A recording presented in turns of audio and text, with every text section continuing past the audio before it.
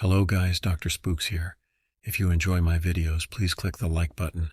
It's the only way YouTube's algorithm really notices me. I would be very grateful to you. The bus rumbled down the narrow dirt road, its tires kicking up clouds of dust that hung in the air like a shroud. Jake sat by the window, watching the forest grow denser with every mile. The trees loomed tall, their branches forming a canopy so thick that sunlight barely reached the ground. The isolation of the place was palpable, and it made Jake's skin crawl. He glanced around at the other kids on the bus. Most were chatting or scrolling through their phones, their faces illuminated by the faint glow of screens. Everyone seemed excited, everyone but Jake. He was here because his parents thought he needed fresh air and socialization, a polite way of saying they were sick of him moping around the house all summer. He hadn't protested.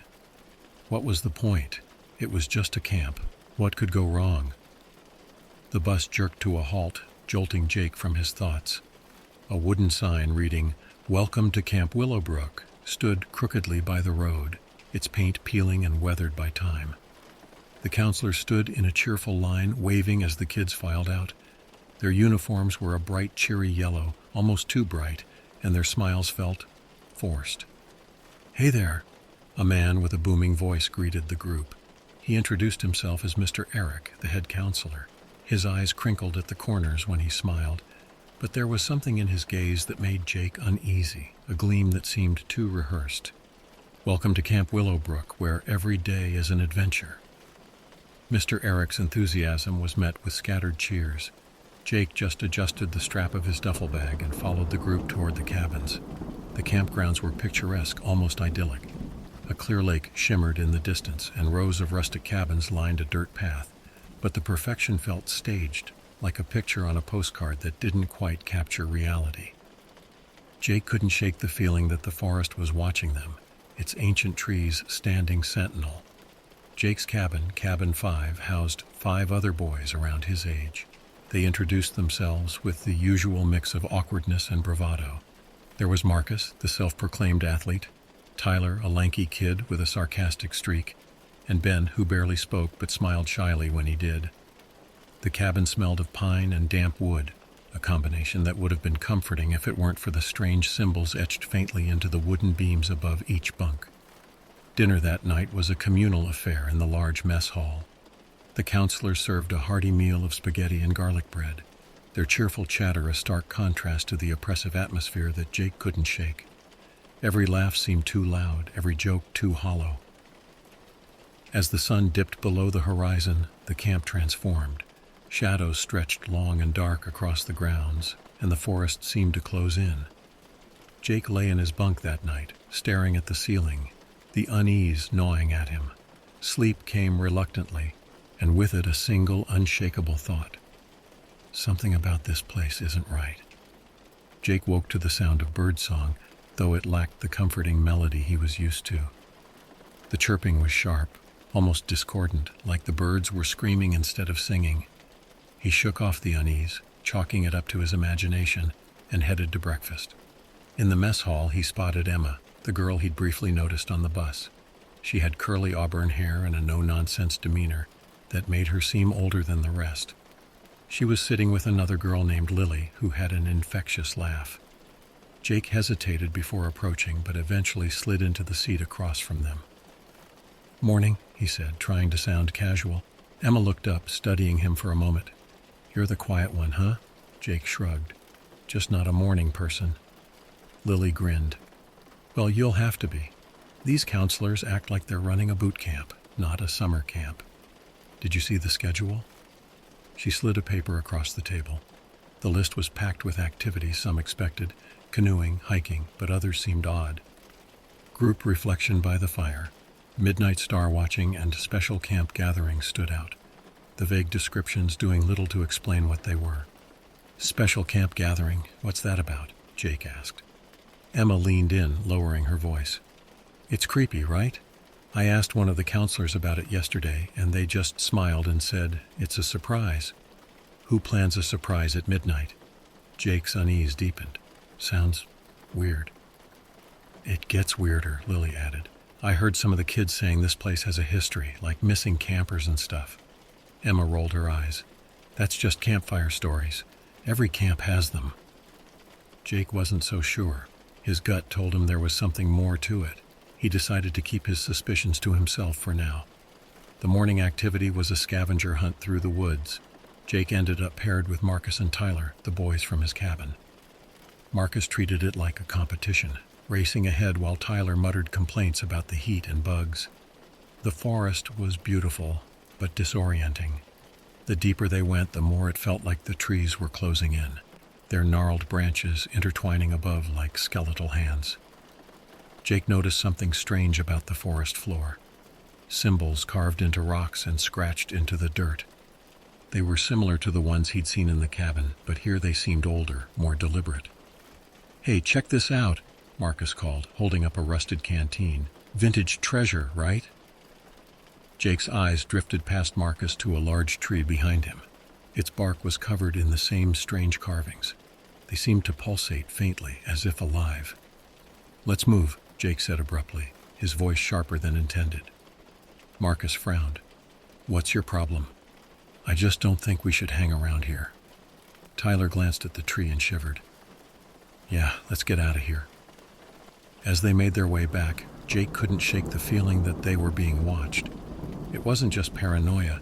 The forest was too quiet now, the kind of silence that made every step sound like a gunshot. When they finally broke through the tree line and back into the campgrounds, Jake's tension eased. But as he glanced over his shoulder, he thought he saw movement in the shadows. Something tall, misshapen, and impossibly fast. By the time he turned fully, it was gone. The scavenger hunt left Jake on edge, and he wasn't alone. Back at the cabins, Tyler muttered something about the forest being too creepy, but Marcus brushed it off, calling him a coward. Jake didn't argue, but the image of the carvings and the shadowy figure lingered in his mind like a splinter he couldn't dislodge. Later that afternoon, while the other campers participated in archery practice, Jake decided to explore the campgrounds. Emma joined him, claiming she was bored of hitting hay bales. The two wandered off the main trail, where the camp seemed to shift into something wilder and less maintained. "This place is huge," Emma said, stepping over a fallen log. "Feels like it just goes on forever." "That's what bothers me," Jake replied. "No one ever says where the camp boundaries are." Emma raised an eyebrow. "What do you mean?" "Think about it. They've got us out here in the middle of nowhere, surrounded by forest, and no one's mentioned where it ends. It's like they don't want us to know." Emma didn't respond, but Jake could tell she was thinking about it. They pressed on until they came across a small clearing. In its center was something that didn't belong, a structure made of stone, worn and moss-covered, with faint carvings etched into its surface. It looked like an altar. "What the hell is this?" Emma asked, her voice a mix of awe and fear. Jake knelt beside the structure, running his fingers over the carvings. They were the same symbols he'd seen in the cabin in the forest, but here they seemed more intricate, almost intentional in their placement. The stone felt cold, unnaturally so, despite the summer heat. "It's old," Jake said. "Really old." Emma frowned. "Why would a summer camp have something like this? It doesn't make any sense." Jake was about to respond when a rustling noise came from the trees behind them. They both froze, their eyes locking in silent agreement. Slowly, Jake turned toward the sound, his pulse pounding in his ears. "Probably just an animal," Emma whispered, though her voice wavered. Jake wasn't so sure. He reached into his pocket where he'd hidden a small utility knife. It wasn't much, but it made him feel slightly less vulnerable. The rustling grew louder, and then a squirrel darted out of the bushes, chittering as it scampered up a tree. Emma let out a breath she didn't realize she'd been holding. "Jesus, that scared me." Jake forced a chuckle, though his grip on the knife didn't loosen. "Yeah, just a squirrel." They decided to head back, but as they left the clearing, Jake glanced over his shoulder at the altar. For a split second he thought he saw something move near it, a faint shadowy shape that seemed to blend with the surrounding trees. He blinked, and it was gone. When they returned to camp, the counselors were waiting. Their cheerful smiles seemed tighter, more strained. Mr. Eric stepped forward, his gaze flicking between Jake and Emma. "Having fun exploring?" he asked, his tone light but carrying an undertone Jake didn't like. "Yeah," Emma said quickly, "just checking out the trails." Mr. Eric's smile widened. Well, make sure you stick to the marked paths. It's easy to get lost out here. Jake nodded, but his unease grew. The counselors weren't just trying to keep them safe. They were trying to keep them from discovering something. And whatever that was, it had to be connected to the altar. That night, the camp was unusually quiet. The usual hum of chatter and laughter around the fire pit was subdued, replaced by the crackling of flames and the occasional murmur from the counselors. Jake and Emma sat near the edge of the group exchanging uneasy glances. Even Marcus, usually the loudest, seemed subdued. As the group dispersed to their cabins, the night stretched on in an oppressive silence. Jake couldn't sleep. Every creak of the wooden beams, every whisper of wind through the trees outside made his skin prickle.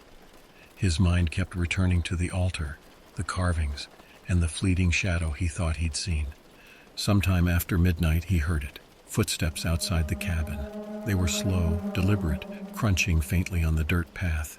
Jake sat up, holding his breath. The other boys were sound asleep, their soft snores filling the cabin. He strained to listen, his heart pounding in his chest. The footsteps stopped right outside the door. Jake's hand slid under his pillow, gripping the handle of his utility knife. The doorknob rattled faintly, then stopped.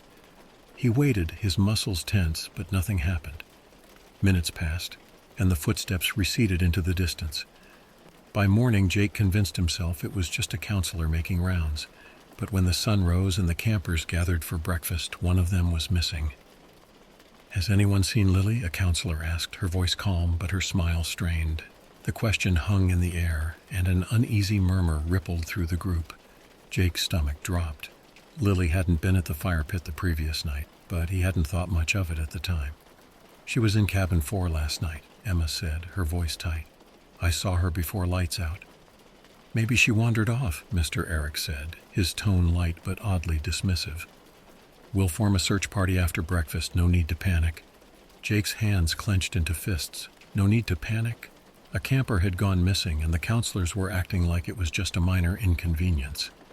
He looked at Emma, and the fear in her eyes mirrored his own. The search party was a joke. The counselors led the campers in a perfunctory sweep of the main trails, calling Lily's name with little urgency. Jake and Emma exchanged glances, but said nothing. It was clear the counselors weren't really looking for her. When the search ended without success, the counselors herded the campers back to the mess hall, where Mr. Eric gave a reassuring speech about remaining calm and sticking to camp rules. Jake could barely listen. His mind was racing, replaying the sound of those footsteps outside his cabin. Later that day, Jake and Emma found a chance to speak alone. They slipped away from the group, retreating to a quiet spot near the edge of the lake. This isn't right, Emma said. They don't care that Lily's gone. It's like they expected this. Jake nodded. And what was that about sticking to the rules? They know something, I'm sure of it. Emma hesitated, then leaned closer. I think we should go back to that altar. There has to be a connection. Jake didn't want to admit it, but she was right. The altar, the carvings, the counselor's strange behavior, it all felt tied together. And if they were going to figure out what was happening, they'd have to take a risk. We'll go tonight, Jake said, after lights out. Emma nodded, her face pale but resolute. We need to find out the truth. But as they returned to the group, Jake couldn't shake the feeling that they were being watched. Not just by the counselors, but by something else entirely. Night fell over Camp Willowbrook, the oppressive silence broken only by the occasional creak of a tree branch or the rustle of leaves. Jake and Emma waited until the camp settled, listening carefully for the counselors making their final rounds. When the last set of footsteps faded, they slipped out of their cabins and into the cool, damp night. Armed with flashlights and Jake's utility knife, they retraced their steps to the clearing where the stone altar stood. The journey through the forest felt longer this time, the trees closing in tighter, their gnarled branches casting twisted shadows that seemed to stretch and reach for them. They arrived at the clearing, breathless and on edge. The altar loomed in the center, its carvings faintly visible in the moonlight. Emma took a cautious step forward, running her fingers along the symbols etched into the surface. These markings, she whispered, they look alive, breathing. Jake knelt beside the altar, his flashlight revealing faint traces of dried red stains near the base. His stomach churned as the realization hit him. "This is a sacrificial altar," he said, his voice hollow. "They've been using this." Before Emma could respond, Jake's flashlight beam caught something buried in the dirt nearby. He knelt, brushing away the loose soil to uncover a leather-bound journal. The cover was cracked and weathered, but the pages inside were intact. He flipped through them, his hands trembling. The journal was written by a camper, decades ago, if the dates were accurate. The entries began innocently enough, descriptions of hikes, camp activities, and friendships. But as Jake skimmed further, the tone shifted. The camper wrote of strange dreams, whispers in the forest, and counselors behaving oddly. Then came the final entry. "They took Henry last night. I saw them drag him to the altar. They were chanting something in a language I've never heard. I wanted to scream, to stop them, but I couldn't move. This place isn't a camp. It's a trap. They're feeding us to something they worship. I don't think I'll make it out." Emma read over Jake's shoulder, her face pale. "This can't be real," she whispered. "It's just a story, right?" Jake shook his head. "The carvings, the altar, the missing kids, it all lines up." Before they could say more, a rustling sound came from the trees. Jake turned his flashlight toward the noise, his hand tightening on the knife. The beam caught movement, figures stepping into the clearing, their faces hidden behind crude wooden masks. "Counselors." "Stay where you are," one of them said, their voice calm but commanding. Emma grabbed Jake's arm. "Run," she hissed. They bolted into the forest, the flashlight bouncing wildly as they sprinted through the underbrush. Behind them, the counselors gave chase, their footsteps fast and purposeful. Jake's heart pounded as he weaved between the trees, his mind racing. They broke through the tree line and into the campgrounds, darting behind one of the cabins. Jake pressed his back against the rough wood, trying to catch his breath. Emma crouched beside him, her face etched with fear. "What do we do now?" she whispered. Jake peeked around the corner, scanning the shadows for movement. "We need proof," he said. "Something we can show to the others." Emma nodded reluctantly. "But how? They're everywhere." "We'll find a way," Jake said, though he wasn't sure he believed it. The journal was a start, but if the counselors were willing to chase them through the woods, they were dealing with something far more dangerous than they'd anticipated. As the sounds of pursuit faded, Jake realized they weren't just fighting for answers, they were fighting to survive. The next morning, the atmosphere at Camp Willowbrook was different. The counselors were even more cheerful than usual, their grins unnervingly wide as they moved about their routines. Jake and Emma, bleary-eyed from their harrowing escape the previous night, sat at the far end of the mess hall, avoiding eye contact with anyone. "What now?" Emma whispered, glancing nervously at Mr. Eric, who was overseeing the breakfast line with an almost predatory calm. Jake leaned in close. "We can't just sit here and pretend everything's fine. We need to find a way to expose them." Emma hesitated, her fingers tracing the edge of the stolen journal. "If they catch us, we're next. You know that, right?" Jake nodded grimly. "That's why we need the others. If we can convince enough campers to stand with us, they can't silence all of us." Before Emma could respond, Mr. Eric's voice boomed across the mess hall. "Good morning, everyone. Today's schedule is packed with exciting activities, including a special gathering tonight at the fire pit. You won't want to miss it." Jake felt his stomach churn. The way Mr. Eric said "special gathering" made his skin crawl. It was no longer just an item on the schedule. It was a veiled threat. The rest of the day passed in a haze of forced activities. Jake and Emma tried to blend in, their every move shadowed by the watchful eyes of the counselors. During free time, they quietly approached some of the campers they trusted, Tyler, Ben, and a few others, carefully sharing what they had learned. Tyler was skeptical at first. "You're telling me the counselors are running some kind of cult? Come on, man, that sounds like something out of a movie." Jake opened the journal and flipped to the final entry. "Read this," he said, "and tell me it's just a story." Tyler's expression shifted as he read, his face paling with each line. This can't be real," he stammered. "It is," Emma said. And if we don't do something, it's only going to get worse. Ben, quiet as ever, simply nodded. I believe you, he said softly. I felt it since the first day. This place isn't right. With their small group assembled, Jake and Emma began devising a plan. The goal was simple: survive the night. They would keep watch, stay together, and, if necessary, fight back. As night fell, the campers gathered at the fire pit for the special gathering.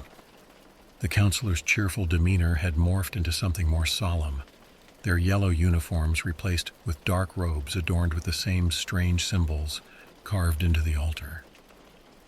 Jake and Emma exchanged tense glances as Mr. Eric stepped forward, his voice carrying over the crackling flames. Tonight, he said, we honor an ancient tradition, a tradition that ensures prosperity for all who remain. Jake's hand tightened around the hunting rifle he'd smuggled from the supply shed earlier that day. The others didn't know about it yet, but he wasn't taking any chances. The counselors began chanting in a guttural, inhuman language. The flames in the fire pit grew unnaturally high, casting twisted shadows across the gathered campers. Jake's group huddled together, their fear palpable. Then, without warning, the ground beneath them began to tremble. From the shadows beyond the fire pit, a shape began to emerge, a towering, grotesque figure with too many limbs and eyes that seemed to pierce through Jake's soul. Now, Jake whispered, his voice firm, we fight. As the monstrous figure loomed closer, Jake raised his rifle, took aim, and prepared to do whatever it took to survive. The grotesque figure emerging from the shadows was unlike anything Jake had ever imagined. Its body was a nightmare of twisted limbs, each one moving independently with an eerie grace. Its countless eyes glistened in the firelight, reflecting the terror etched on the faces of the campers. The air grew thick, heavy with the scent of decay and something ancient, something wrong. Jake steadied his rifle, his hands trembling but his resolve firm. The cult's chanting grew louder, a guttural symphony that seemed to reverberate in his chest. Emma clung to his arm, her breath coming in sharp, shallow gasps. The other campers in their small group huddled behind them, paralyzed by fear. Stop this, Jake shouted, his voice cutting through the cacophony. Let them go. Mr. Eric turned to face Jake, his expression unnervingly calm. You don't understand, Jake, he said, his voice carrying over the chanting. The devourer protects us. Its hunger ensures our safety, our prosperity. The sacrifices are necessary. Jake's grip tightened on the rifle. You're insane. Am I? Mr. Eric gestured toward the towering entity. Look at it. This is power beyond your comprehension. The missing campers, they've become part of something greater, a gift to ensure our survival. Survival? Emma spat. You're feeding innocent kids to that thing. Mr. Eric sighed, almost as if he pitied them. You're too young to understand. You'll see in time. Jake wasn't about to let time prove anything.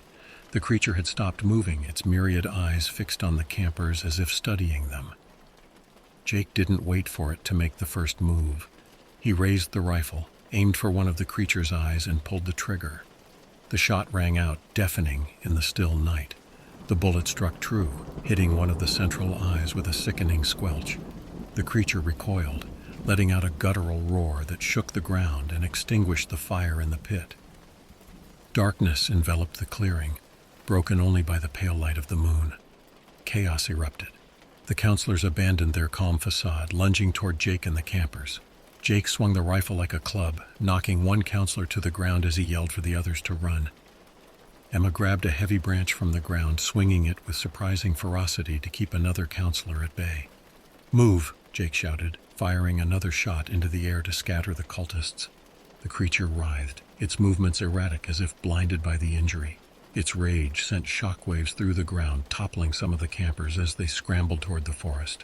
Jake and Emma led the way, the small group weaving through the trees in a desperate bid to escape. Behind them, the counselors' chants resumed, louder and more frantic, as if trying to call the creature back under their control. We can't outrun that thing, Tyler shouted, his face pale with terror. We don't have to outrun it, Jake said grimly, his mind racing. I have a hunch it can't stay in our world for long. We just have to survive till then. As they ran, the forest seemed to shift and twist around them, the air growing colder with every step. The creature's roar echoed through the trees, a chilling reminder that their ordeal was far from over. Jake's every instinct screamed at him to keep moving, to protect the group at all costs. They didn't stop until they reached the edge of the lake, the water shimmering faintly in the moonlight. Jake turned, his rifle at the ready, as the monstrous figure loomed in the distance. It was slower now, its movement sluggish and jerky, but it was still coming. Emma grabbed his arm. "We can't fight it here. We don't have a choice," Jake said, raising the rifle again. "If we don't stop it now, we're dead." The creature let out another roar, and Jake took aim, his finger tightening on the trigger. Jake fired again, the rifle's crack splitting the night air. The bullet struck one of the creature's legs, forcing it to stagger but not stop. It roared in fury, its guttural cry reverberating across the lake's surface, sending ripples through the water. The campers cowered behind Jake and Emma, their fear palpable. "We can't take this thing down," Tyler yelled, his voice cracking with panic. "It's too big." Jake ignored him, firing another shot. This one hit a shoulder-like appendage, sending chunks of its grotesque flesh spraying into the air.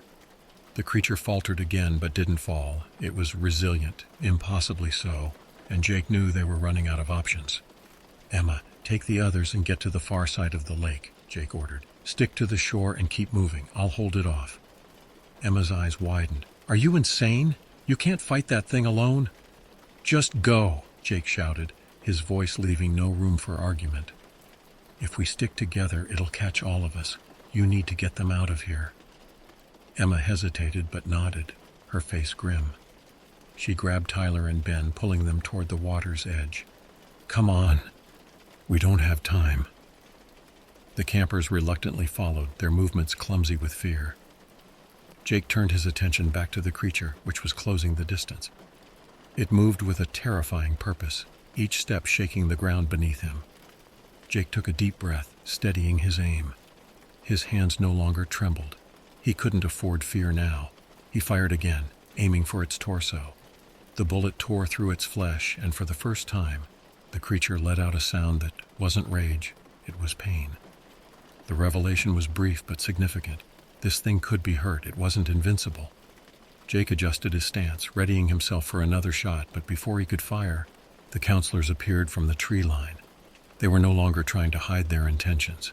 Clad in dark robes, they carried crude weapons, knives, clubs, and spears adorned with the same eldritch symbols as the altar. Their faces were obscured by masks, but their movements were determined. Jake's heart sank. He couldn't fight them all, not with the creature bearing down on him. Still, he refused to back down. He took aim at the nearest counselor, firing a warning shot that splintered a tree trunk beside them. "Stay back," he yelled. The counselors paused, clearly startled, but Mr. Eric stepped forward, his mask pushed back to reveal a serene expression. "This doesn't have to end in bloodshed, Jake," he said, his tone almost paternal. "The devourer demands sacrifice, yes, but it rewards those who serve. Lay down your weapon and you can join us." Jake barked out a bitter laugh. "You think I'd ever join you after what you've done?" Mr. Eric sighed, shaking his head. "Such a waste." With a nod from Eric, the counselors advanced. Jake fired again, this time hitting a cultist in the leg. They crumpled with a scream, but the others kept coming. Jake backed up, the rifle's weight a comforting presence in his hands, but he knew he couldn't keep this up forever. Behind him, the creature roared again, its pace quickening despite its injuries. Jake was caught between two nightmares, the cult and their monstrous god. He turned and sprinted toward the lake, hoping to draw both away from the others. As he reached the water's edge, he glanced back. The counselors were chanting again, their voices rising in a chilling crescendo. The creature stopped as if listening and turned its many eyes toward Jake. "Come on," Jake muttered, his voice trembling. "Come and get me." He plunged into the lake, the icy water stealing his breath. The creature roared and followed, its massive form crashing into the shallows. Jake swam with every ounce of strength he had, praying he could lead it far enough away for the others to escape. The water churned violently behind him as the creature closed in, and Jake realized he was running out of time. The lake was colder than Jake expected, its icy grip numbing his limbs as he swam with everything he had. Behind him, the creature thrashed into the water, its massive limbs tearing through the surface like a nightmare brought to life. The counselors stood at the shoreline, their chants growing louder, their guttural tones twisting the air into something almost tangible. Jake glanced over his shoulder. The monster's movements were sluggish in the water, its massive bulk struggling against the resistance. But it was still gaining on him. He could feel the waves of its pursuit rippling around him, pushing him toward the center of the lake. Jake's mind raced. He couldn't outrun it forever, and he was rapidly running out of energy. He needed a plan, a way to stop the creature once and for all. Then his eyes fell on a cluster of jagged rocks jutting out of the water near the far edge of the lake. If he could lure the creature there. With a renewed sense of purpose, Jake swam toward the rocks, his chest burning with exertion. The closer he got, the more treacherous the waters became, the currents swirling unpredictably around the sharp black stones. Behind him, the creature let out another bone-rattling roar, its many eyes fixed on him. Jake reached the rocks and scrambled onto one, the rough surface cutting into his palms. He turned to face the monster, raising his rifle. His hands were shaking from the cold, but he steadied himself, aiming for the creature's head. "Come on," he muttered through gritted teeth. "Let's end this." The creature lunged, its grotesque body surging forward. Jake fired, the shot echoing across the lake. The bullet struck one of its central eyes, and the beast reeled back, roaring in pain. Jake fired again and again, each shot finding its mark. The creature faltered, its massive limbs slamming against the rocks. The water churned violently as the beast thrashed, its roars turning into guttural howls. Jake kept firing until his rifle clicked empty, his breath coming in ragged gasps, but the creature wasn't dead. Not yet. Desperation clawed at Jake as he reached for his sidearm, his hands fumbling with the weapon. The creature let out a deafening roar and lunged again, its limbs crashing into the rocks and sending Jake sprawling. The handgun slipped from his grasp, skittering across the slick stone. Jake scrambled backward, his heart pounding as the monster loomed over him. Its many eyes glowed with a malevolent light, and its grotesque mouth opened, revealing rows of jagged teeth. This was it. He was out of time. Then he saw it. The jagged edge of a rock jutting out from the water, directly beneath the creature. The idea hit him like a lightning bolt. Jake stood, his legs trembling, and shouted at the top of his lungs, "Hey, you want me? Come and get me." The creature roared and lunged one final time, its massive bulk surging forward. At the last second, Jake dove to the side, landing hard on the rock as the beast's momentum carried it onto the jagged stone. The impact was thunderous. The rock pierced the creature's body, splitting it open with a sickening squelch.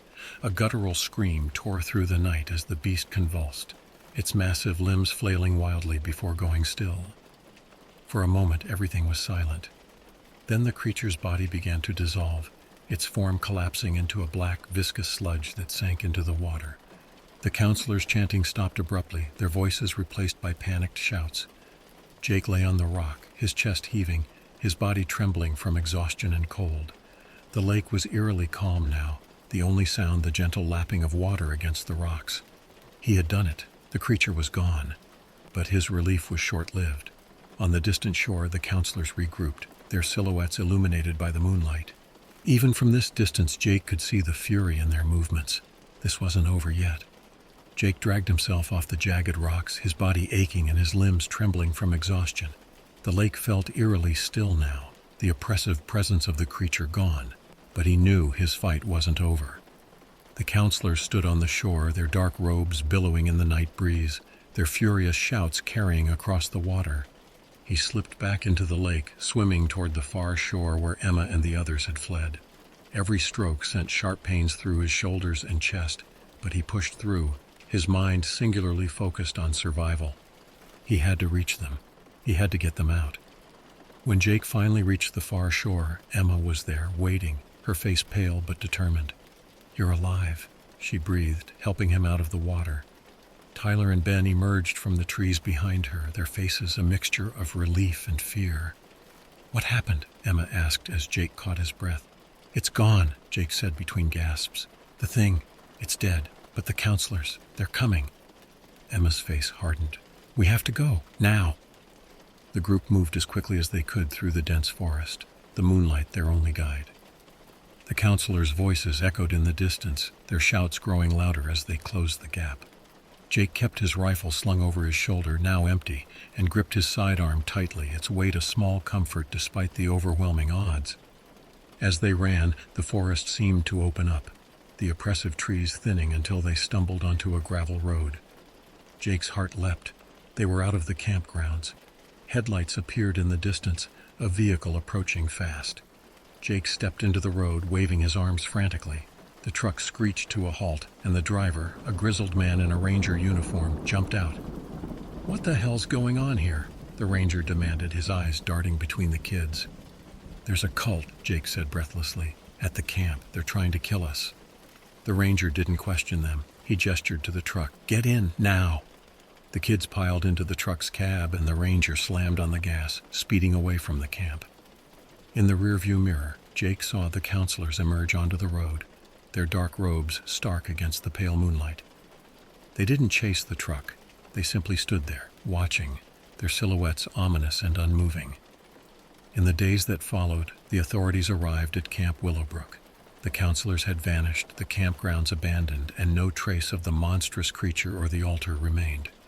Jake and the other survivors were questioned extensively, but their story was met with skepticism. Without evidence, the events of that night were chalked up to hysteria and overactive imaginations. Jake returned home, but he was never the same. The nights were the hardest. He couldn't sleep without hearing the guttural chants of the cult or seeing the monstrous figure rising from the shadows of his dreams. His parents tried to help, but there was no fixing what he had experienced. Sometimes he thought about the counselors, where they had gone, if they were still out there, searching for another place to carry out their twisted rituals. He thought about the altar, the ancient symbols, and the creature. And he thought about the journal he had kept, hidden away in a locked drawer. A piece of proof, a reminder of what he'd survived, and a warning to himself that the world wasn't as simple as he once believed. Jake ended his recounting with a chilling message. If you ever hear about Camp Willowbrook reopening, don't go. Whatever they worshipped, whatever they fed, it's still out there, waiting.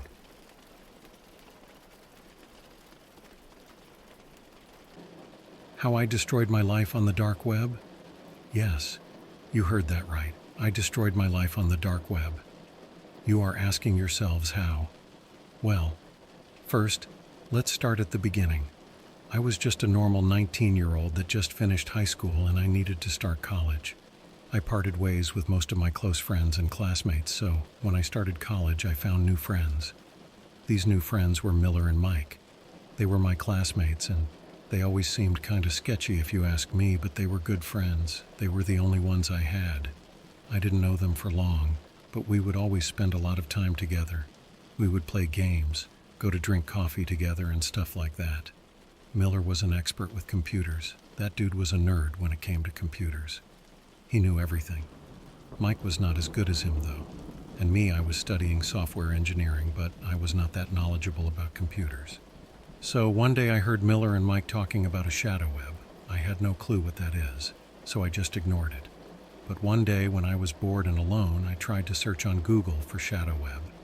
Then on Wikipedia, I read that shadow web, or also known as the deep web or dark web, is like the dark side of internet, where you can find legal and not so legal stuff as well.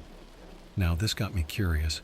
With a little search on Google and YouTube, I found out about the Tor browser. I downloaded it and I fired it up. All I could see were links. So I started clicking on the links. Occasionally I would stumble upon a disturbing photo or video. That was not a pleasant experience. At first there was nothing interesting. I was expecting more since all the people on Google were making it sound like a big deal. So I was there just clicking around, and I stumbled upon a weird tracking website.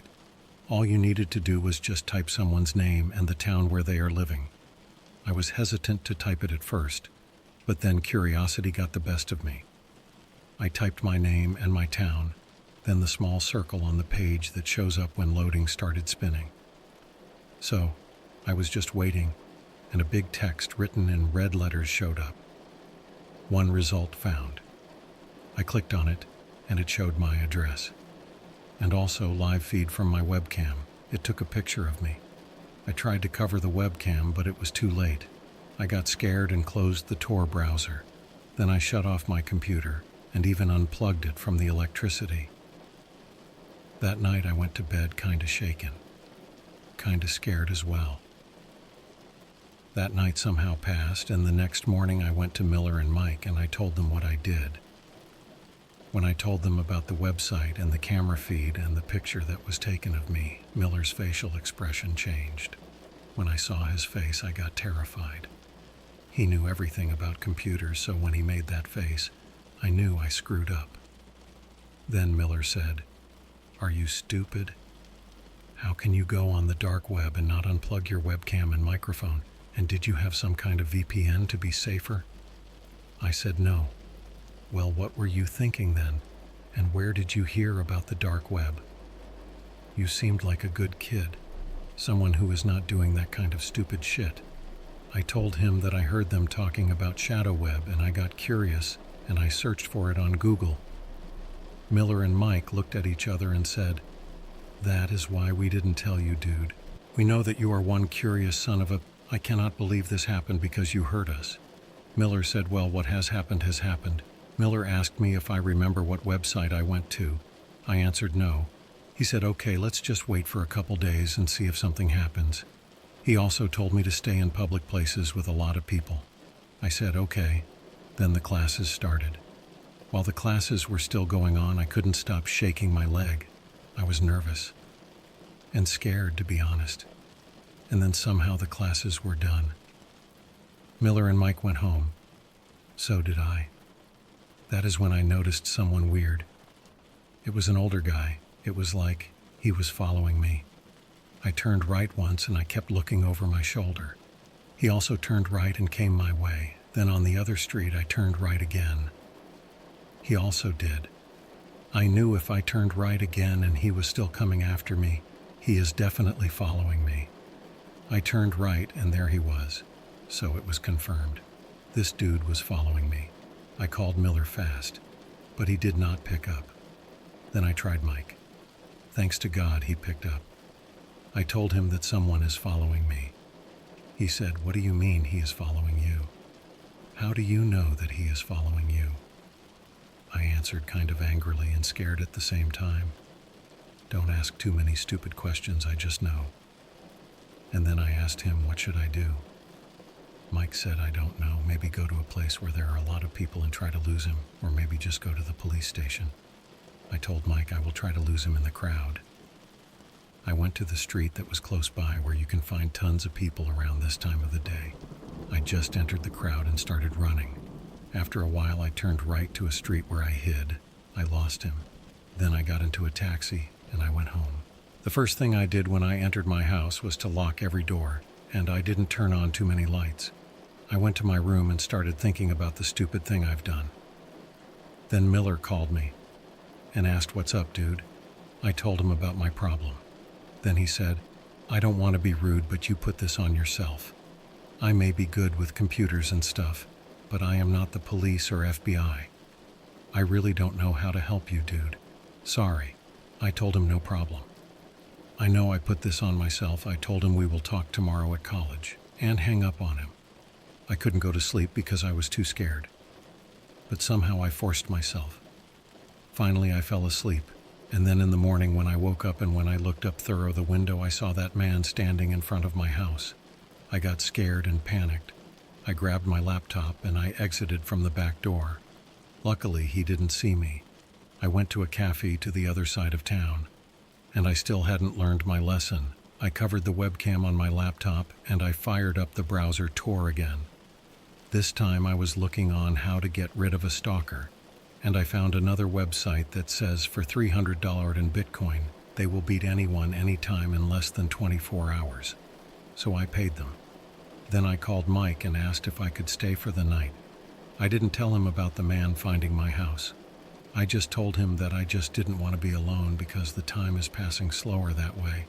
He said that was a weird answer, but okay, come on, we will play some games.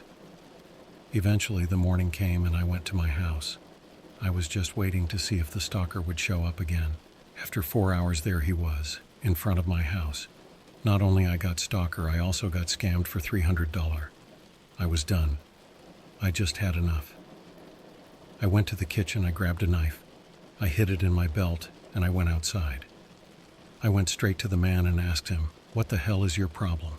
What the hell do you want?" I told him, "If you don't stop following me, I will call the cops." He just said okay and went away. You don't know how much relived I was. But then around 8 o'clock, when it was getting dark, there was him again. But this time he wasn't alone. Then Miller called me. "Dude, you have to run away and hide. As far as possible. As fast as possible." I asked him, "What the hell are you talking about?" Miller said, "I don't think what you are dealing with is a stalker." I asked, "What do you mean he is not a stalker? Then what the hell is he?" The moment he said that word, I think my heart stopped. A hitman. I just found out that there is $15,000 bounty on your head. You are the target. Someone put bounty on you. I asked Miller why someone would do that. He said, "I don't know. For fun, maybe. There are people out there with tons of money, just spending them in weird ways for fun." I also told him that the man outside was not alone. Then Miller said, "You have to go far away from this town." I just said, "Okay." Then I hang up on him. I called the cops and reported that my neighbor is trapped on the roof and that his house is on fire. I needed to create a commotion. Then I heard the sirens, and that was the time for my escape. I saw the masked man also running away after hearing the sirens. I managed to go to the airport. I bought a flight ticket for the earliest flight, and since that day I am in hiding, guys. I mean, not exactly, but I cut my hair, changed a lot of things about me. Haven't talked with both of those guys in 5 years. I really wish to talk to them again and do something stupid with them again. Or maybe just play a simple game. Anyway, stay safe out there. That is all from me.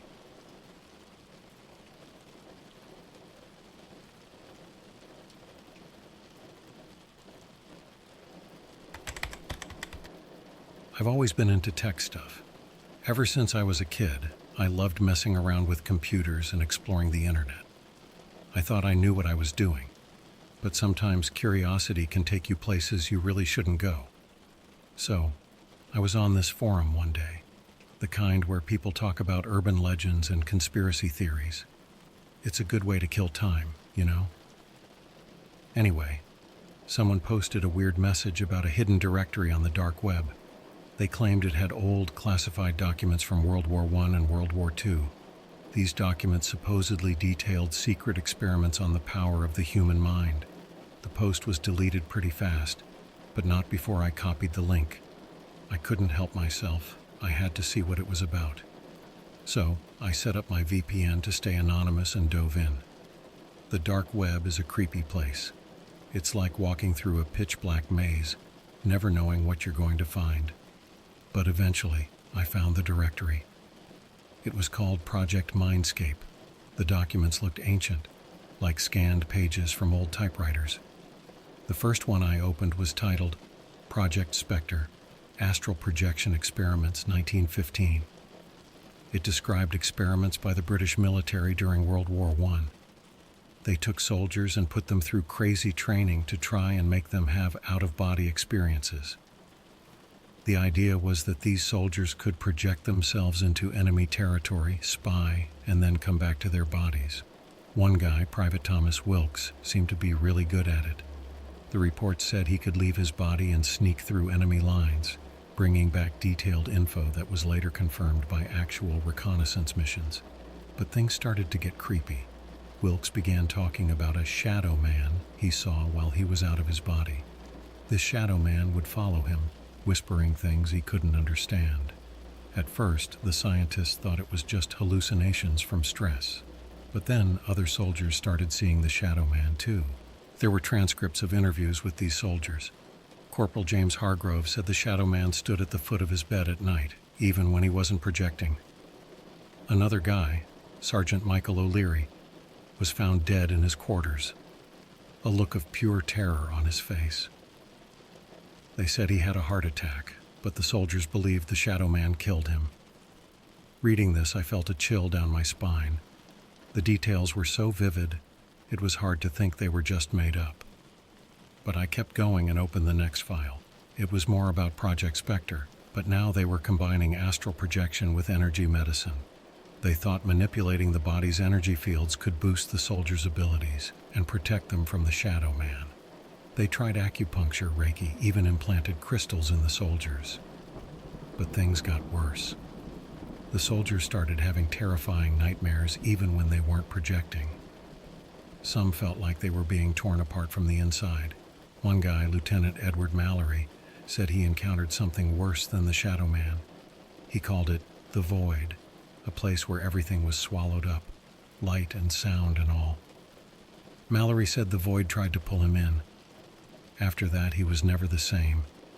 He became paranoid, thinking the Void was still after him.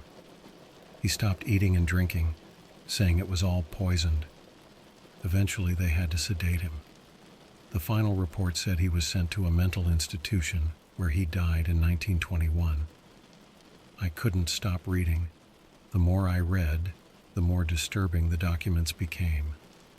Each one was more horrifying than the last, but I was hooked. The way these reports were written, so cold and clinical, made it all feel so real. It wasn't just the content that freaked me out. It was the idea that these experiments actually happened, that governments did this to their own soldiers. And if they did it back then, what if they're still doing it now? The next file I opened was about mind control experiments during World War II. The document was titled Project Echo, Mind Control Experiments, 1943.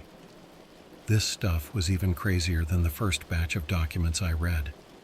The U.S. military was trying to control soldiers' minds. They wanted to create soldiers who would follow orders without question and even turn enemy soldiers against their own. It started with hypnosis. They hypnotized soldiers and planted commands deep in their subconscious. When the soldiers woke up, they didn't remember the commands but would act on them when triggered. At first, it was simple stuff, like picking up a specific object when they heard a bell ring. It worked, and the scientists got bolder. They started planting more dangerous commands like attacking other soldiers during training. Some soldiers followed these commands perfectly, like robots, but others couldn't handle it. They broke down, became violent, or had severe mental issues. One guy, Private John Davis, was a mess. They told him under hypnosis to hurt his commanding officer when he heard a certain phrase. When he heard it, he did it without thinking. Afterward, he didn't remember anything. When they told him what he did, he was horrified. They tried to undo the command, but it didn't work. Davis started having nightmares and hearing voices. He became paranoid, thinking everyone was controlling his mind. They sent him to a psychiatric facility where he died in 1947, still convinced he was being controlled.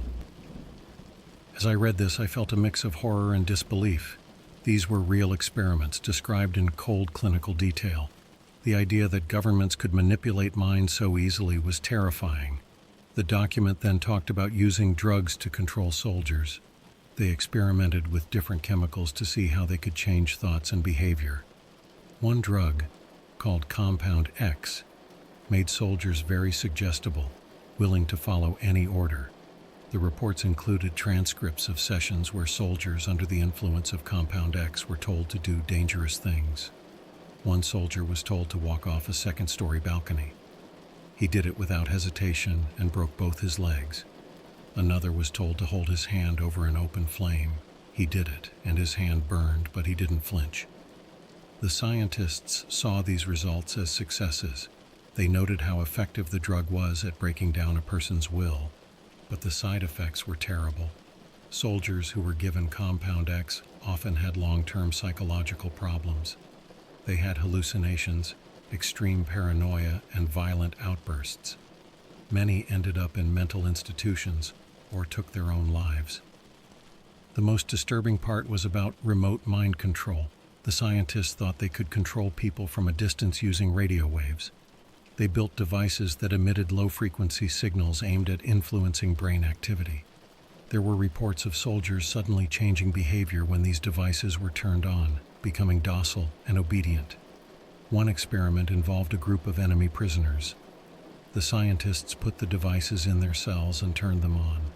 Over a few days, the prisoners became more and more compliant, following orders without resisting. The final report said the devices were highly effective, but didn't mention anything about ethics. Reading all this made me feel sick. The lengths these people went to for control were horrifying, and the fact that these experiments were hidden and forgotten made it worse. The next file I opened was called Project Kronos, Time Travel Experiments, 1945. This was from the end of World War II. Just when I thought things couldn't get weirder, they did. This document was about trying to mess with time itself.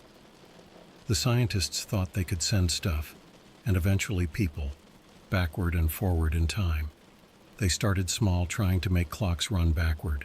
They did a lot of tests and computer simulations before trying anything big.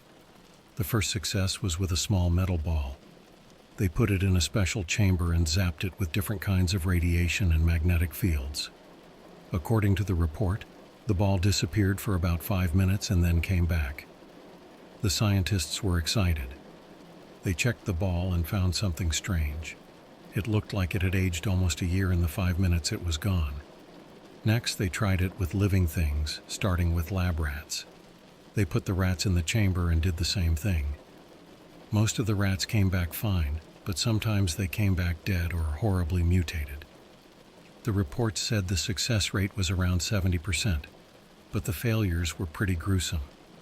The scientists noted that living things could get really messed up during the process. Things escalated quickly from there. The military wanted to use this technology right away, despite the risks. They hoped to send soldiers back in time to gather intelligence or even change events. The scientists were pressured to move faster. The first human test was with a volunteer named Captain Richard Adams. Adams was picked because he was in great shape, both physically and mentally. They prepared him for weeks with lots of tests and simulations. On the day of the experiment, Adams went into the chamber and got the same treatment as the metal ball and the rats. According to the document, Adams disappeared for about 10 minutes. When he came back, he was in shock. They took him to a secure medical facility right away. At first, he seemed physically okay, but then things went bad. Adams started talking about stuff he couldn't possibly know. He described events and places from the future with scary accuracy. At first, the scientists thought he was making it up or hallucinating, but then some of his predictions started coming true. Small things at first, but enough to be disturbing. Over the next few days, Adams' mental state got worse. He talked about horrible things he saw during time travel. He described a future war, far worse than anything humanity had seen. Cities in ruins, advanced technology used for destruction. The scientists tried to get more details, but Adams became more unstable. He had violent outbursts and extreme paranoia, convinced that someone or something was following him. Eventually, Adams was put in a secure psychiatric facility. The final report said he was in a near catatonic state, mumbling about the end of everything. He died a few months later, cause unknown. The project was shut down soon after his death, deemed too dangerous to continue. Reading this was like a bad dream, but it was all there in the documents. The government actually tried to mess with time, and it ended horribly. I felt a mix of awe and fear. What if they had succeeded? What if they had changed history without us knowing? The next file I opened was called Project Leap, Teleportation Experiments, 1947. This was about moving stuff and people instantly from one place to another. Just when I thought things couldn't get any crazier, they did. The military wanted to teleport troops and equipment instantly. They thought it would give them a huge advantage. So, the scientists started with small objects, using special chambers and a ton of energy.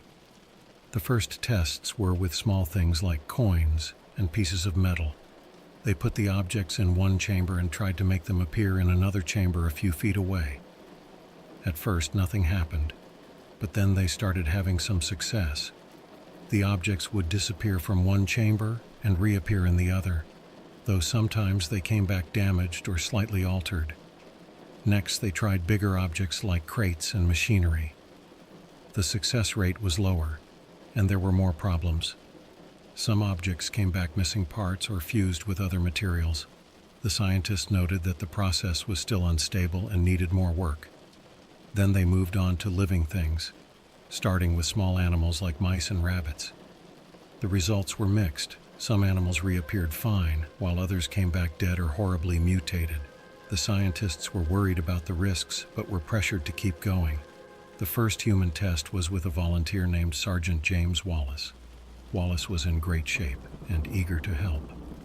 They prepared him for weeks, running countless tests and simulations. On the day of the experiment, Wallace entered the chamber with a mix of excitement and nerves. According to the document, Wallace disappeared from the first chamber as planned, but when he reappeared in the second chamber, things went wrong. He was alive, but in a lot of pain. Parts of his body were fused with parts of the chamber, and he was screaming in agony. The scientists rushed to help him, but there wasn't much they could do. Wallace's injuries were severe, and he didn't survive long. The final report described his death as a tragic failure of the experiment. The project was put on hold after that, but there were notes about possible future attempts once the technology improved. Reading this felt like watching a horror movie. The idea that they actually tried to teleport people and ended up hurting them was terrifying. And the fact that they were willing to keep trying despite the risks made it even worse. I felt a mix of fascination and dread as I read these documents. The lengths they went to in the name of science and military advantage were unbelievable. But there were still more files to go through. I knew I should stop, but I couldn't. I had to know what else was in those files. The last file I opened was called Project Mindwave, Telekinesis and Telepathy Experiments 1950. This one was about trying to unlock the powers of the mind, like moving objects with thoughts or communicating without speaking. It was the final and probably the strangest set of experiments. The document started with telekinesis. The scientists believed that with enough training and the right techniques, people could move objects just by thinking about it. They gathered a group of volunteers, mostly soldiers and a few civilians, who were willing to undergo intensive training. The training included meditation, concentration exercises, and some weird electrical brain stimulation. They hooked up the volunteers to machines that sent low-level electrical currents through their brains, supposedly to enhance their mental abilities. At first, there was no success. People just sat there, staring at objects, trying to make them move. It seemed like a dead end. But then a breakthrough happened with a soldier named Private Emily Harris. She was able to make a small metal ball roll across a table. It wasn't much, but it was something. The scientists were ecstatic. They focused on Harris, increasing her training and the intensity of the brain stimulation. She started to move larger objects like books and chairs. But with progress came problems. Harris began to suffer from severe headaches, nosebleeds, and eventually seizures. The final report on her stated that she was hospitalized and later released, but she never fully recovered. The telepathy experiments were just as strange. The idea was to enable people to communicate using only their minds. They paired up volunteers and had them try to send thoughts to each other. Most of the time it was a failure. People would just sit there, staring at each other with nothing happening. But one pair, Lieutenant Robert Green and Sergeant Lisa Martin, showed some promise. They started to report brief flashes of understanding, like they could sense what the other was thinking for a split second. The scientists increased the frequency and intensity of their sessions, adding more brain stimulation. Green and Martin's abilities improved slightly. They could sometimes send simple messages like images or single words, but it was inconsistent. The scientists noted that their connection seemed stronger when they were under extreme stress or emotional states. However, the strain of the experiments took a toll on both of them. Green became withdrawn and paranoid, convinced that his thoughts were being read by others even outside the lab. Martin developed severe anxiety and depression. Both were eventually discharged from the project and given medical leave. The final notes in the document were chilling. The scientists admitted that while they had made some progress, the human mind was far more complex and unpredictable than they had anticipated. They recommended halting the experiments due to the physical and mental damage to the volunteers. Reading these final documents left me feeling uneasy. The lengths these scientists went to, the risks they took with people's lives and minds, were beyond belief. And yet there were hints of success, small glimpses of what might be possible with the power of the mind. I closed the file and sat back, trying to process everything I had read. These experiments, these dark secrets were buried for a reason. They were dangerous, unethical, and incredibly disturbing. But they were real, and they showed a side of history that most people would never know. I knew I should stop digging into this stuff, but part of me couldn't help wondering what other secrets were out there, waiting to be discovered. With a deep breath, I shut down my computer, hoping I could sleep despite everything I had learned.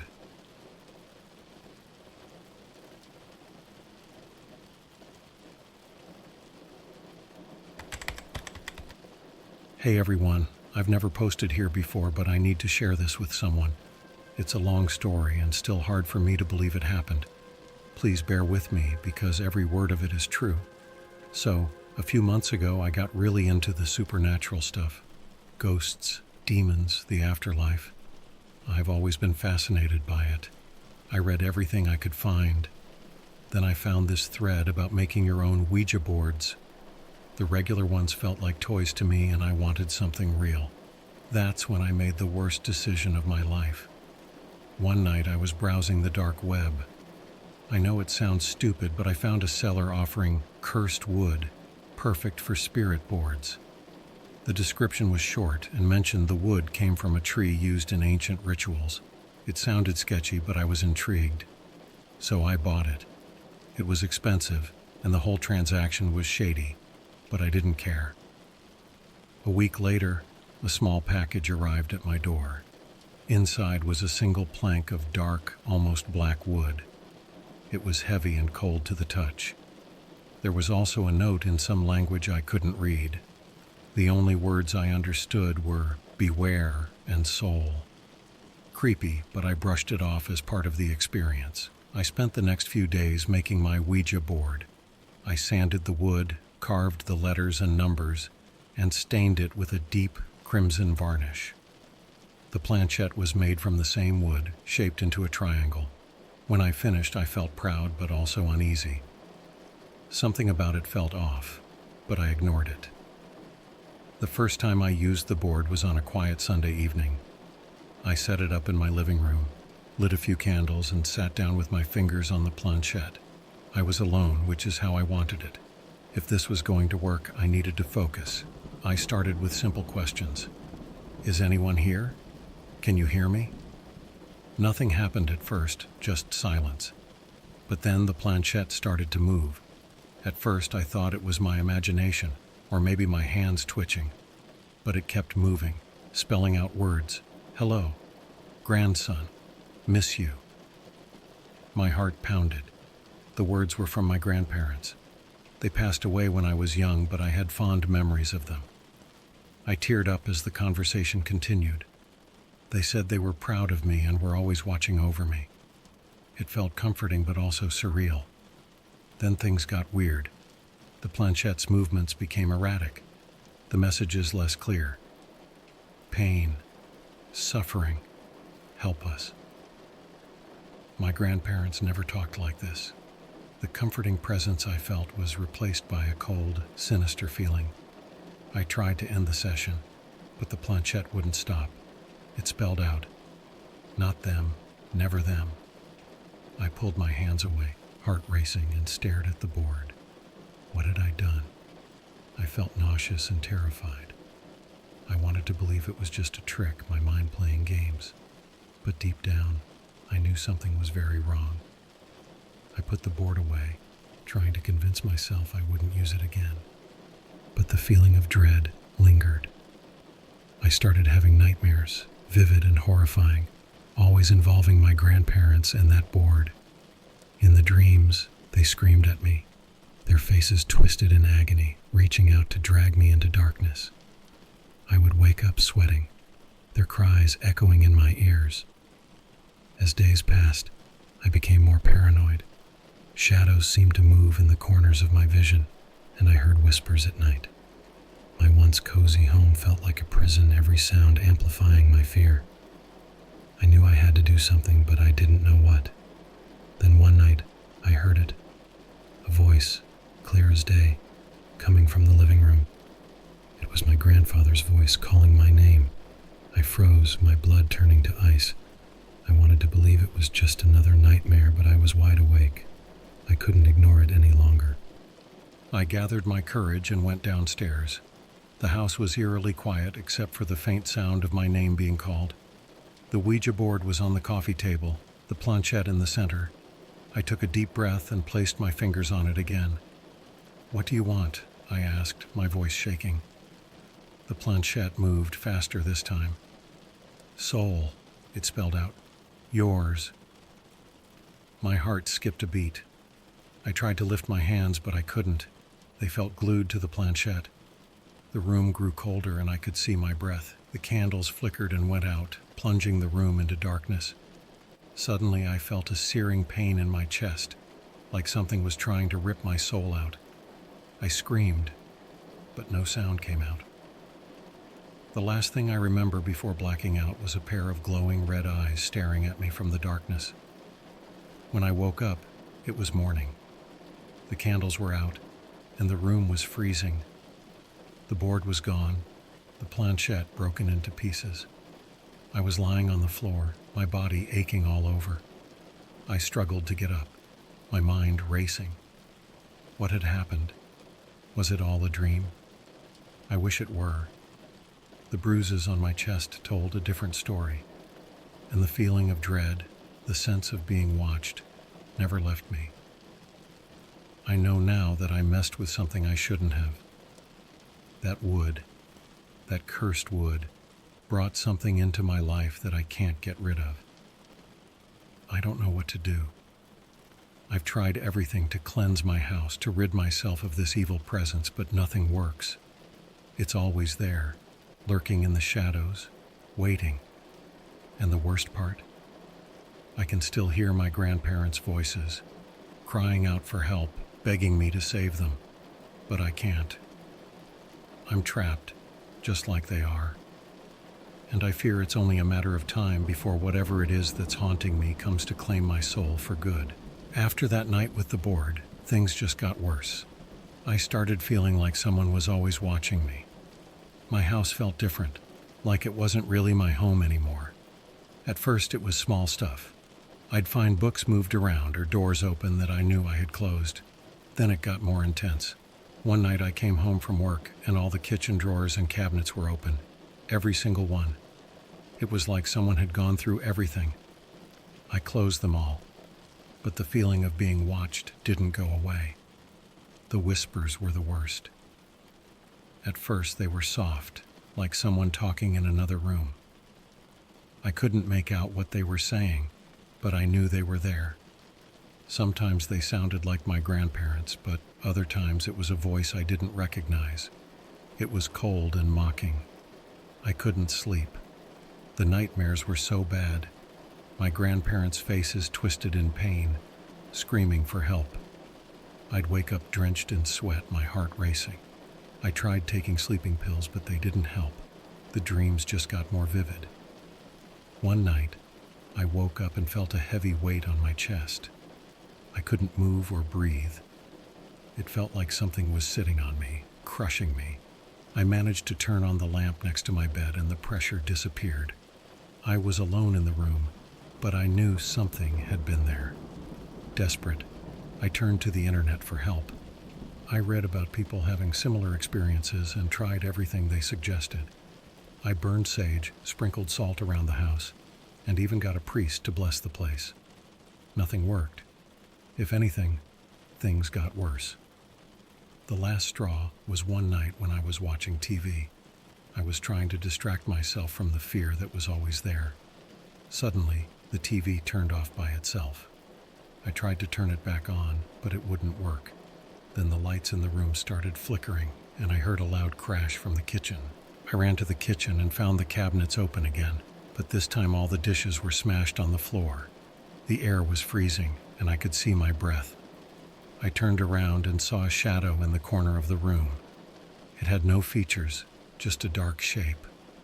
But its eyes, those same glowing red eyes from my nightmare, were staring right at me. I felt something cold touch my shoulder. I couldn't move or scream. The shadow seemed to get bigger, and the red eyes kept staring at me. I closed my eyes and prayed for it to stop. When I opened my eyes again, the shadow was gone, but the room was still freezing, and I felt like I was being watched. I knew I couldn't stay in the house any longer. I packed a bag and left that night, staying with a friend who didn't ask too many questions. I didn't tell them what was happening. I didn't want to sound crazy, but I knew I couldn't go back. Now I'm trying to figure out what to do next. Whatever I brought into my life with that cursed wood isn't going to go away easily. I can feel it even here in my friend's apartment. It's waiting, watching, and I don't know how much longer I can keep running. I've been looking for someone who can help me, someone who knows how to deal with this kind of thing. But it's hard to find anyone who believes me, let alone someone who can actually help. I'm starting to lose hope. Whatever I brought into my life with that cursed wood isn't going to leave easily, and I'm scared of what will happen if it finally catches me. After leaving my house, I stayed at my friend's place for a few days. I didn't tell them everything, just that I had some personal stuff going on and needed a place to crash. They didn't ask too many questions, which was a relief. I spent those days searching online for anyone who might be able to help me. I looked into paranormal experts, demonologists, anyone who might have experience with this sort of thing. Most of what I found seemed like scams or people who were just in it for the money. But then I came across a forum where people were talking about similar experiences. One name kept coming up, Dr. Emily Carter. Dr. Carter was a paranormal investigator with a good reputation. People said she had helped them with hauntings and other supernatural problems. I found her contact info and sent her an email, explaining my situation as best as I could. I wasn't sure if she'd believe me or even respond, but I had to try. To my surprise, she got back to me the next day. We arranged a phone call and I told her everything. The cursed wood, the Ouija board, the haunting. She listened patiently and asked a lot of questions. She didn't laugh or dismiss me, which was a huge relief. Dr. Carter agreed to come to my town and help me. We set a date, and I tried to stay calm and keep myself together until then. The nights were the worst. I still felt that presence, even in my friend's apartment. It was like the thing was following me, no matter where I went. When Dr. Carter arrived, I met her at a coffee shop. She was in her late 40s with a calm, professional demeanor.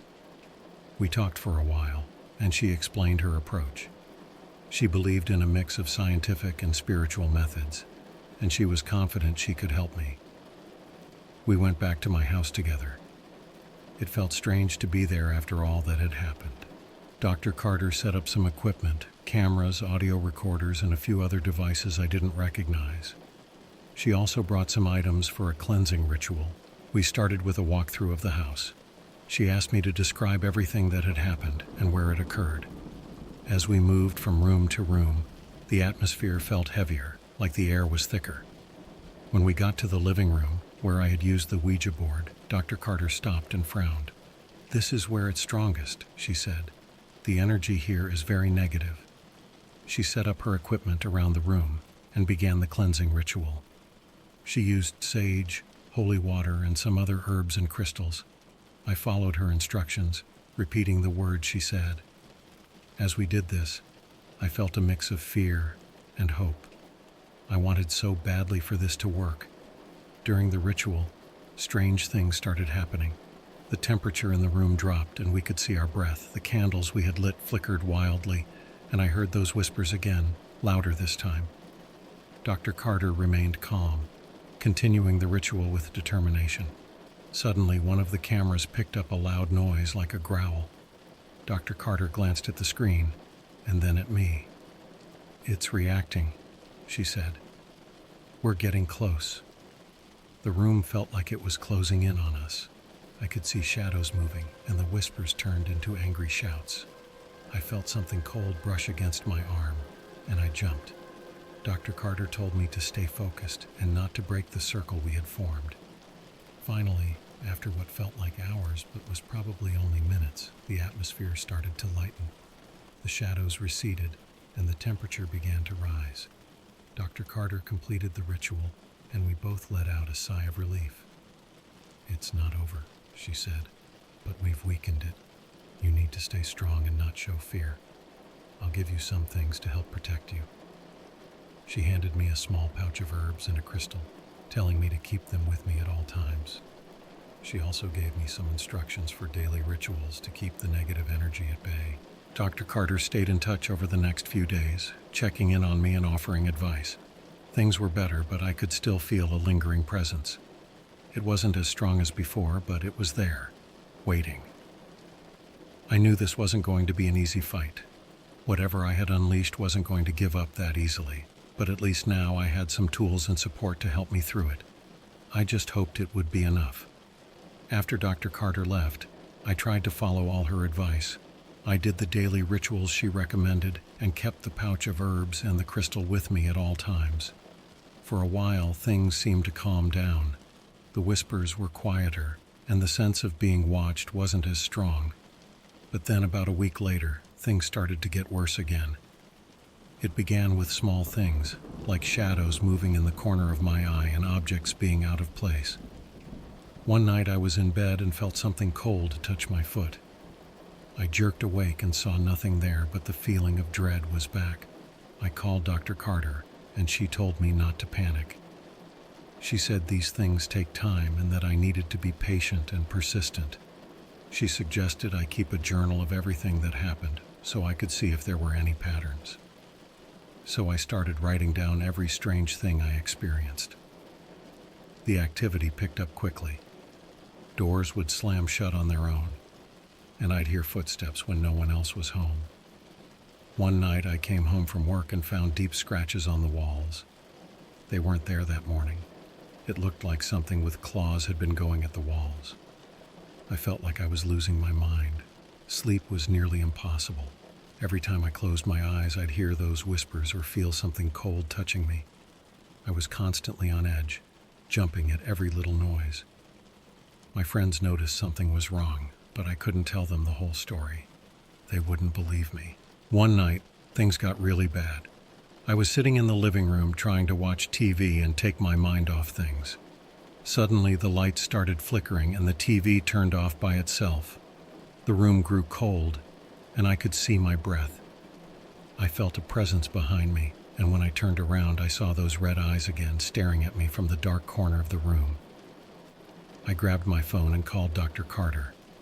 She answered quickly, and I told her what was happening. She told me to stay calm and recite a protection prayer she had taught me. I did, but the eyes didn't go away. I could feel the anger in the room, like whatever it was furious that I was trying to fight it. Dr. Carter said she was on her way, but that it would take her a couple of hours to get to my place. She told me to keep reciting the prayer and to stay in the circle of protection I had set up in my living room. I grabbed the herbs and the crystal, and I sat in the circle chanting the prayer over and over.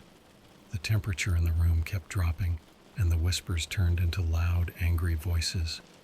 It felt like the walls were closing in on me. The red eyes moved closer, and I felt a cold breath on my neck. I kept chanting, my voice shaking. Finally, after what felt like an eternity, Dr. Carter arrived. She burst into the room, carrying more equipment and some other items for another cleansing ritual. She quickly set up and started the ritual, her voice strong and commanding. The angry voices grew louder, and I felt a pressure on my chest, like something was trying to push me down. Dr. Carter didn't stop. She kept going with the ritual, and slowly the pressure started to lift. The red eyes faded, and the temperature in the room began to rise.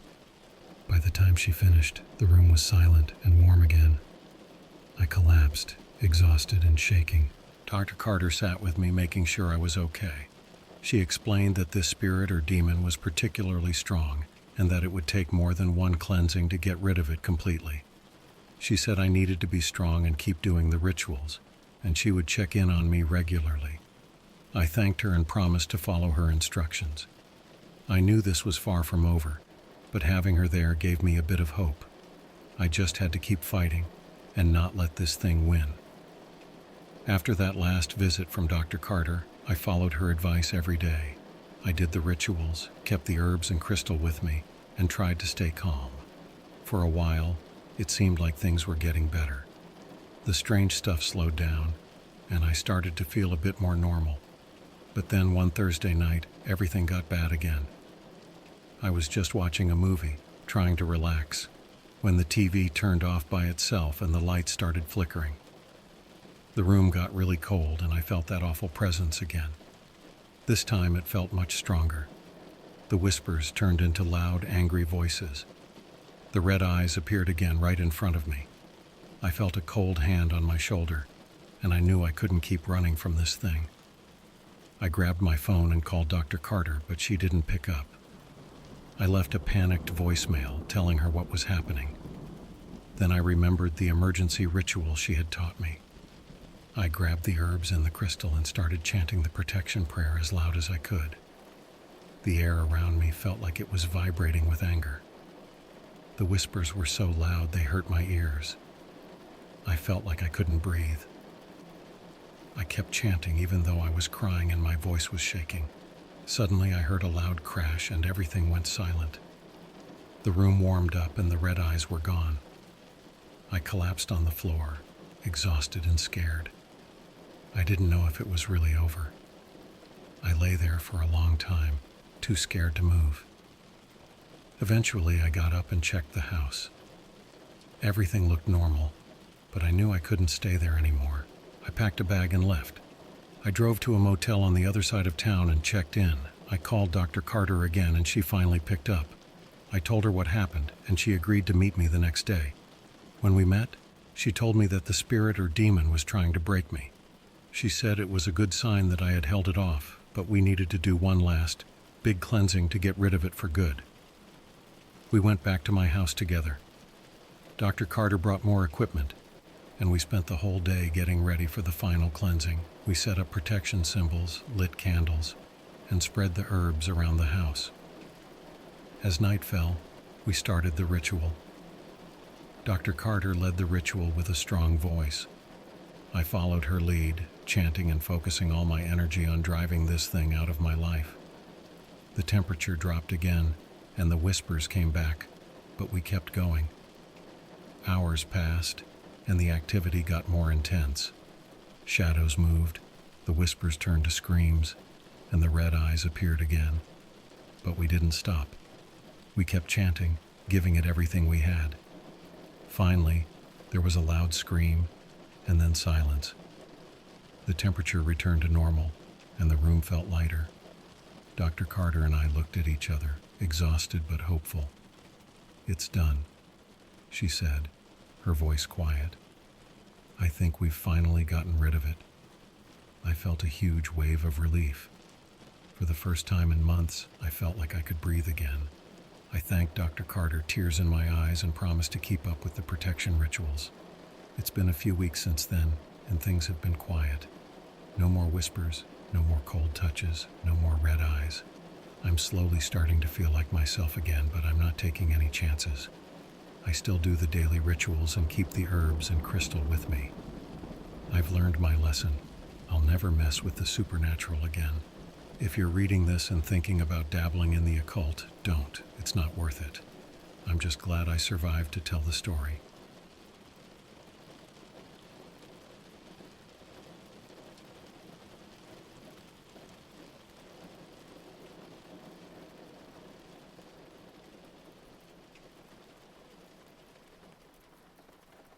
A few months back, I found myself bored out of my mind and decided to explore the dark web. Yeah, I know it sounds like a bad idea right from the start, but I was curious. I'm just an average guy living a pretty normal life. I work a regular job and live in a small town. Nothing special. I've always been into puzzles and riddles. My grandpa got me into them when I was a kid. He'd always say, "The world is full of puzzles, you just have to find them." I never thought those words would lead me into the darkest, most terrifying experience of my life. One night I was browsing forums on the dark web, looking for something interesting to do. I found this thread called "The Ultimate Puzzle. Enter if you dare." It caught my eye. There were no comments or upvotes, just the title and a link. Curiosity got the best of me, and I clicked on it. The link took me to a page that was completely black except for one line of white text. Solve the puzzle and uncover the truth. Below that was a small box to enter answers. I love a good challenge, so I started working on the first puzzle. It was a simple cipher, and I solved it in a few minutes. But each puzzle after that got harder and harder. They involved complex math, historical references, all sorts of stuff. I became obsessed. I spent weeks on these puzzles. I barely slept, hardly ate, and stopped hanging out with friends and family. They noticed something was wrong, but I just told them I was stressed from work. In reality, I was getting deeper into this weird, dark world. Then I reached the final puzzle. It was insane. It needed knowledge of ancient languages, quantum physics, and cryptography. I spent every waking moment on it, feeling like I was on the verge of something huge. When I finally solved it, the screen went black for a moment, and then a message appeared. "Welcome to the truth." I got redirected to a new page with a bunch of encrypted files. My heart was racing as I decrypted them one by one. These were CIA documents, and they were about UFOs and aliens. It felt like I was in a movie, but this was real. One document stood out. It was about something called Project Elysium.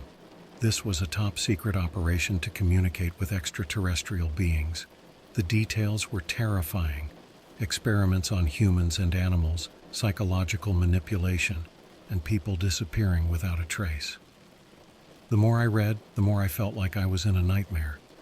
I knew I shouldn't be reading this stuff, but I couldn't stop.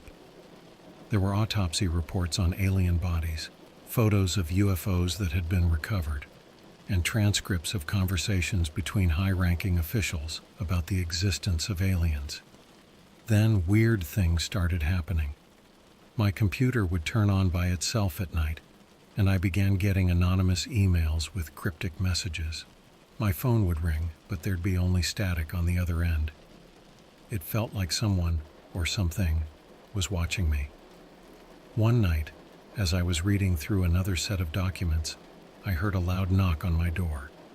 It was almost midnight, and I wasn't expecting anyone. My heart was pounding as I approached the door and looked through the peephole. No one was there.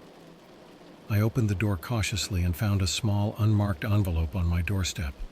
Inside was a single piece of paper with a message typed in red ink. "Stop what you're doing. You're in over your head." That's when I realized I had gone too far.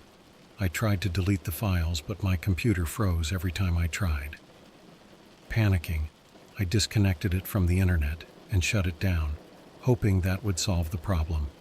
But the strange things didn't stop. If anything, they got worse.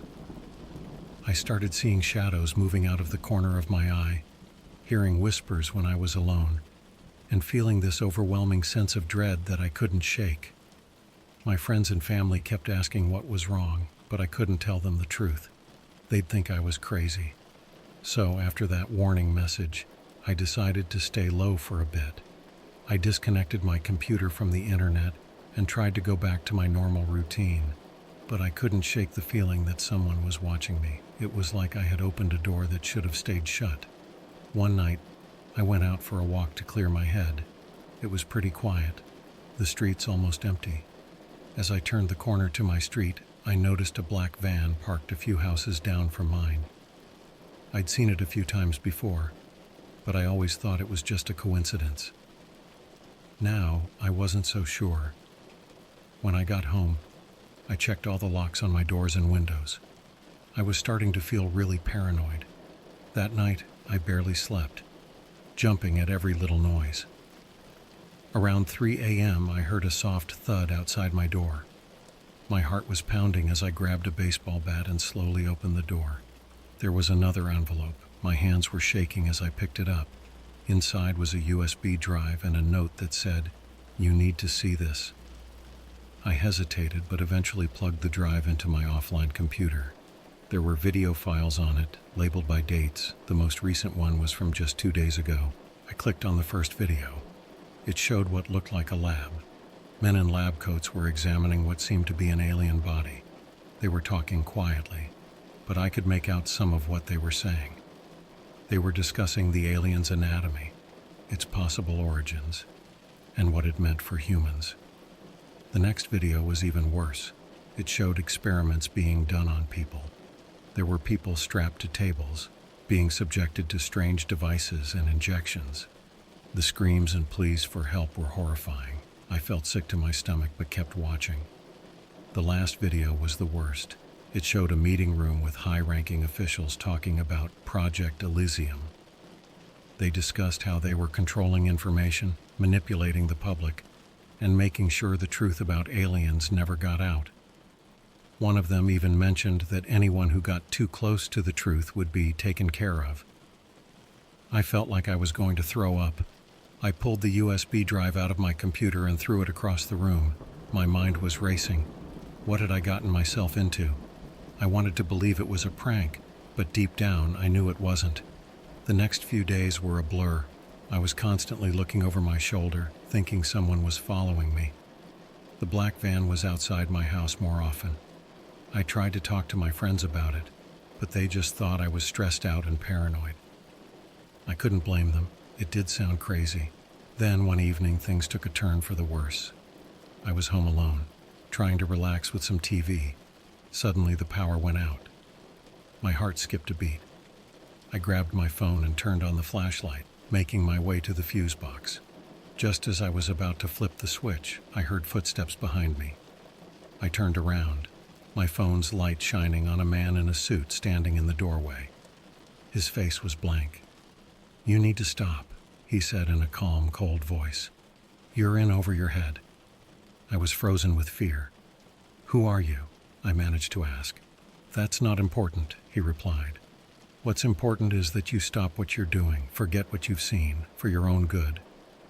With that, he turned and left, disappearing into the dark.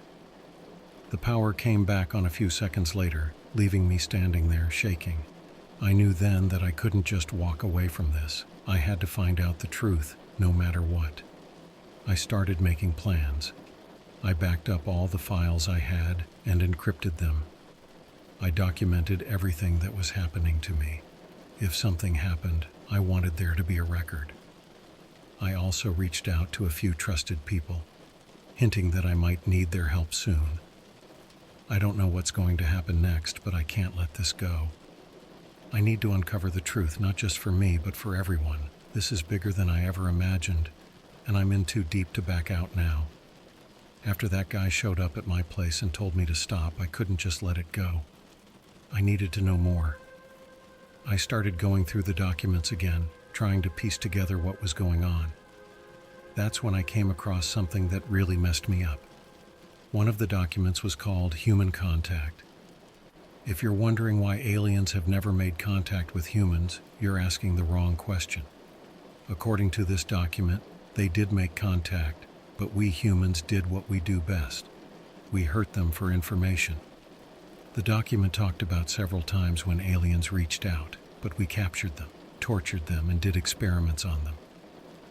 Reading that made me feel sick. It was like something out of a nightmare. There were reports of aliens trying to communicate peacefully, but we responded with violence. They came with knowledge and maybe even wanted to help us, but we just freaked out and attacked them. The document described horrible experiments done on these aliens. Scientists tried to get information from them in any way they could, often killing them in the process. It was brutal and inhumane. No wonder they stay away now. We showed them the worst side of humanity. I felt a mix of anger and sadness. How could we do this? What kind of message were we sending to the universe? I wanted to believe it wasn't true, but deep down I knew it was. Everything I'd seen and read pointed to the same conclusion. I kept digging, hoping to find something good, some proof that we weren't all bad. But the more I read, the worse it got. There were more documents about how the government covered up any evidence of aliens, keeping the public in the dark. High-ranking officials talked about how important it was to control the information and keep everyone unaware. It was really depressing.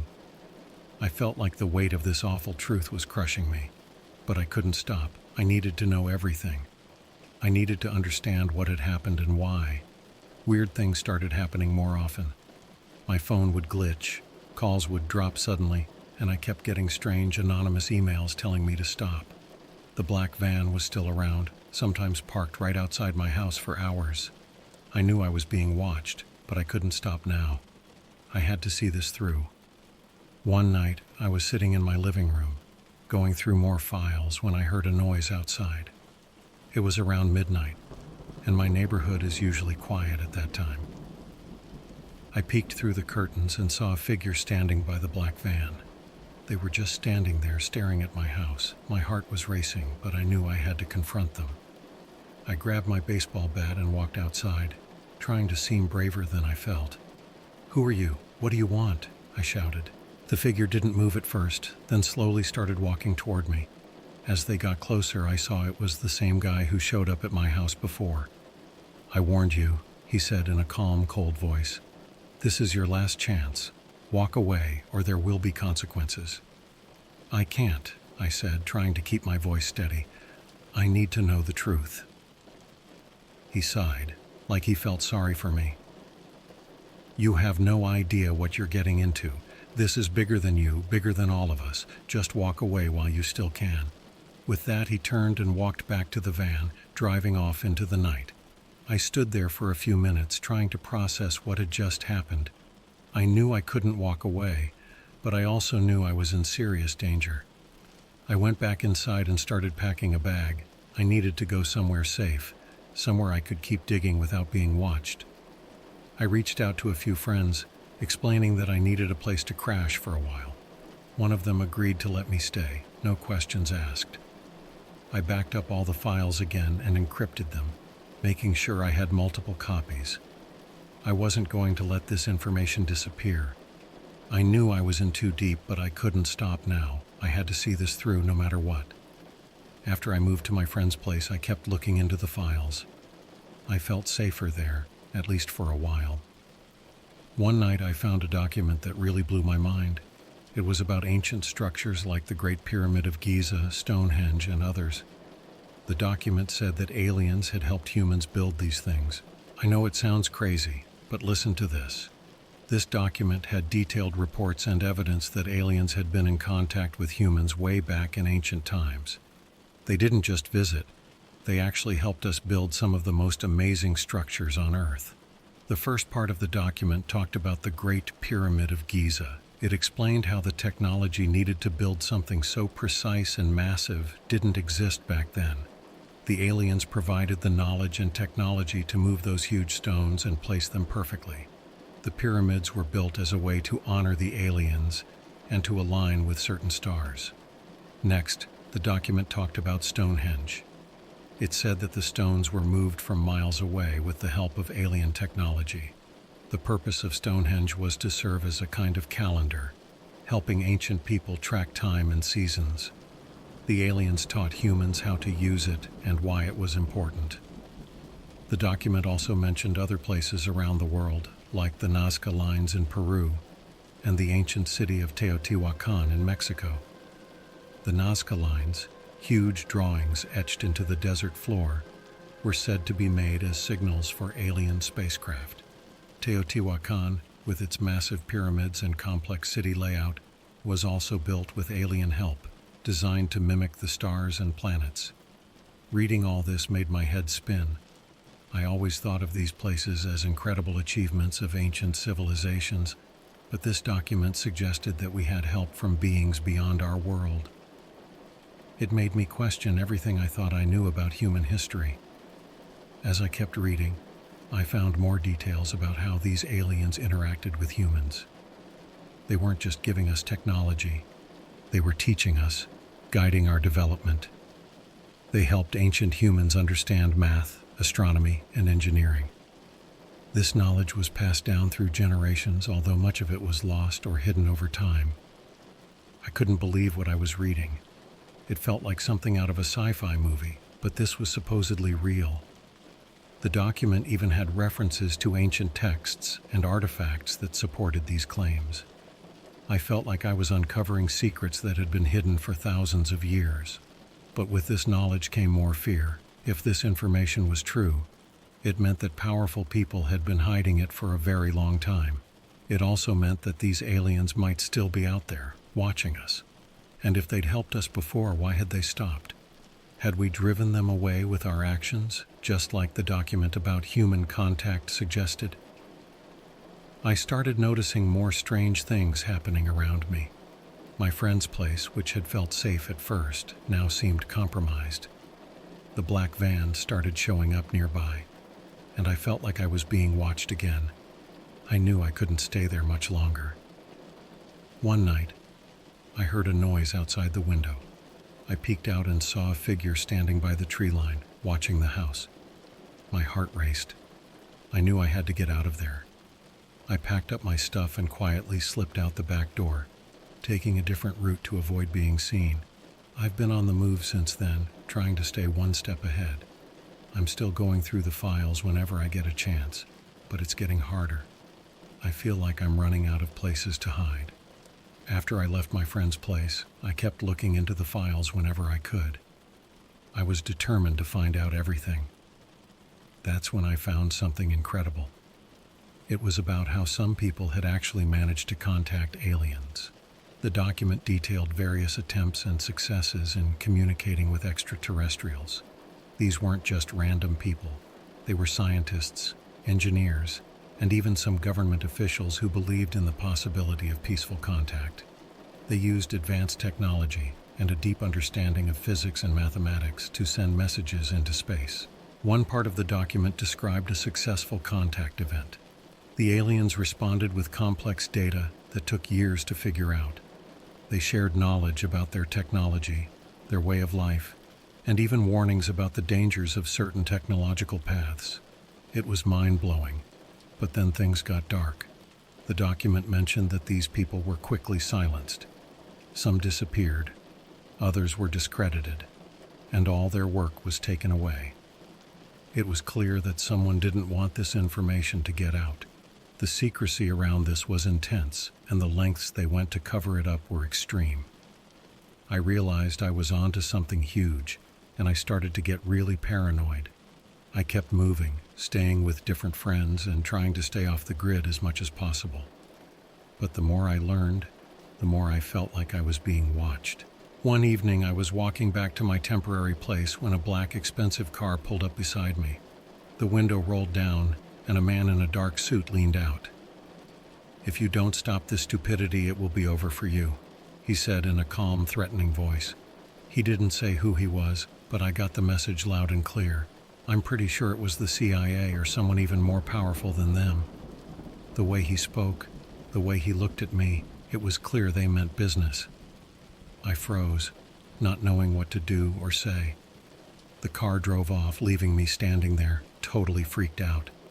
I knew then that I had to stop. I had pushed too far, and now my life was at risk. I went back, gathered all my notes, and encrypted all the files one last time. I made sure there were multiple copies hidden in different places, just in case something happened to me. I've gone into hiding now. I'm trying to stay off the radar and keep myself safe. I don't know what's going to happen next, but I know I can't keep digging into this. It's too dangerous. The truth is out there, but some things are hidden for a reason, and the people keeping these secrets are willing to do anything to protect them.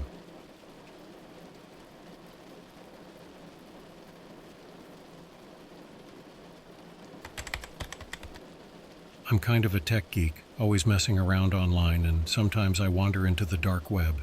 If you don't know, that's like a hidden part of the internet where a lot of sketchy stuff goes down. But I'm not into the illegal stuff, I just like reading weird theories and stories people post. One night, I found this thread called Antarctica, the Final Frontier. There weren't many posts, but the few there were enough to get me interested. People were talking about secret bases, ancient civilizations, and all that usual conspiracy stuff. But one post stood out. It was from this guy called Ice Seeker. His post was really detailed, filled with science talk and references to old research papers.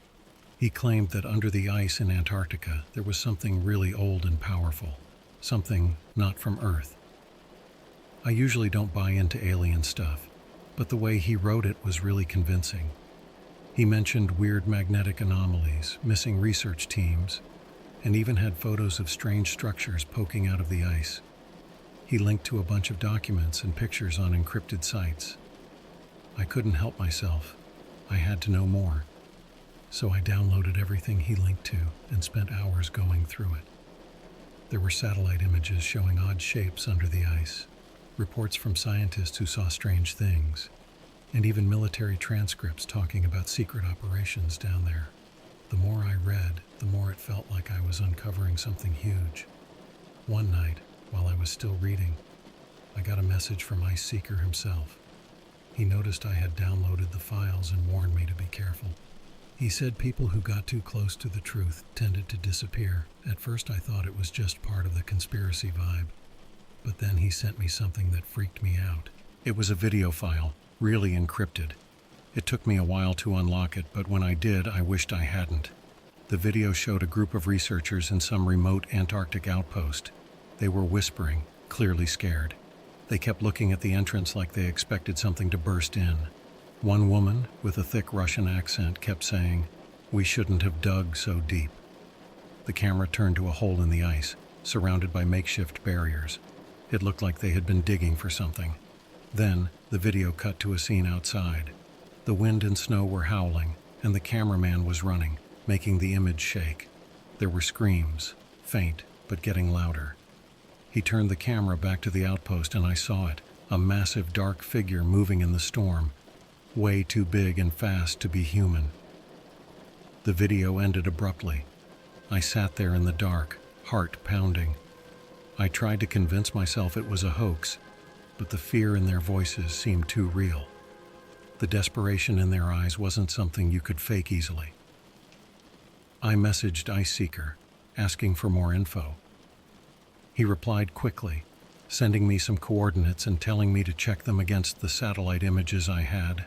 I did, and what I found was even creepier.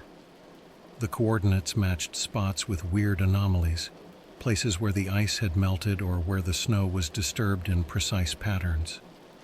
For weeks, I was obsessed. I barely slept, always comparing notes, reading more documents, trying to piece it all together. I started noticing weird things. My internet would drop at strange times. My computer acted up, and I felt like someone was watching me. I saw unfamiliar cars parked near my house, and once I thought I saw someone standing in my yard staring at my window. But when I went to check, no one was there. The paranoia was getting to me, but I couldn't stop. I had to know the truth. One night I got another message from Ice Seeker. He said he had to go dark for a while. Things were getting too dangerous. He told me to be careful, to trust no one, and that they were always watching. Before he signed off, he sent me one last file. It was a map showing a route through the Antarctic ice to what he called the source. I don't know what came over me, but I decided I had to see it for myself. I quit my job, used up my savings, and booked a flight to the southernmost point I could reach. I told my family I needed time away, that I was going on an adventure. They were worried, but they couldn't stop me. I was too far gone. As I boarded the plane, I couldn't shake the feeling I was making a huge mistake, but it was too late to turn back. I was on a mission to uncover a secret buried for thousands of years, and I had no idea what was waiting for me in the frozen wasteland of Antarctica. All right, so after I made it to Punta Arenas in Chile, I joined a tour group heading to Antarctica. I figured blending in with tourists would keep me under the radar. The flight over the Antarctic Peninsula was unreal, just endless white as far as you could see. When we landed, I split off from the group and headed towards the coordinates Ice Seeker gave me. It was risky, but I had all the gear I needed: maps, a satellite phone, a portable heater, and a small tent. The first few days were brutal. The cold cut right through my clothes, but I pushed on. The landscape was just endless ice and occasional rocks. I checked my GPS every few minutes to make sure I was on the right path. On the third day, I found the first anomaly. It was a patch of ice that looked smoother than the rest, almost like it had melted and refrozen. I set up camp nearby and started digging. After hours of hard work, I uncovered a metal hatch. It was frozen shut, so I used my heater to thaw it. After a while, it finally opened. Inside, there was a ladder leading down into darkness. I hesitated, then climbed down. The air inside was surprisingly warm. My flashlight showed a narrow corridor with strange symbols and hieroglyphics. The walls were made of metal, but it felt different, almost organic. As I went deeper, I found rooms filled with machinery, all covered in dust and ice. It looked like no one had been there for ages. I took pictures and notes, trying to document everything. One room looked like a control center, with screens and panels that were long dead. There were more symbols and what looked like a star map on one wall. Then I heard a faint humming noise from deeper inside. I followed the sound, my heart pounding. The corridor ended at a massive door. I pushed it open and stepped into a huge chamber. In the center was a glowing orb suspended in midair. It pulsed with a soft blue light, and the humming was louder. I approached the orb, feeling a strange static sensation on my skin. The light grew brighter as I got closer. Just as I was about to touch it, I was thrown backward by an invisible force. I hit the ground hard, my head spinning. When I came to, I was outside, lying in the snow. My gear was scattered, and the hatch was closed. My head was throbbing, and I had no idea how I got there. My phone and GPS were dead, their batteries completely drained. I gathered my things and made my way back to camp, shaken and confused. Over the next few days, I tried to make sense of what had happened. I checked my notes and pictures, but they were incomplete, like some of the information had been wiped. I knew I had to keep going to the next coordinates Ice Seeker gave me. I needed more answers. The journey got tougher as the weather worsened. Blizzards slowed me down, and I had to take shelter often. But I kept going, determined to reach the next anomaly. After another week, I found what looked like a natural cave entrance. Inside, the air was warmer, and the walls had the same symbols. The cave led to more tunnels, and deeper inside, I found more machinery. This time, it looked like it had been used recently. There were footprints in the dust, and some of the equipment had been moved. I followed the tunnel until I reached another chamber. It was smaller, with more machinery and stasis pods. Most were empty, but one was still active, its lights blinking. I wiped the frost off the glass and saw a figure inside, humanoid but not human. Its skin was pale and translucent with large black eyes. It was alive but in some kind of deep sleep. I took more pictures and notes but was interrupted by footsteps echoing through the tunnel.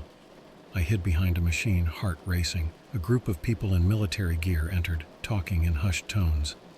They mentioned securing the area and preparing for extraction. I stayed hidden until they left, then quickly made my way back to the surface. I had seen enough to know this was way beyond my understanding. I needed to get out and tell someone before it was too late. After what felt like an eternity, I finally reached the edge of civilization, or at least as close to it as you can get in Antarctica. I managed to find a research station. I was half frozen, completely exhausted, and probably looked like a madman, but they took me in. I kept my story simple.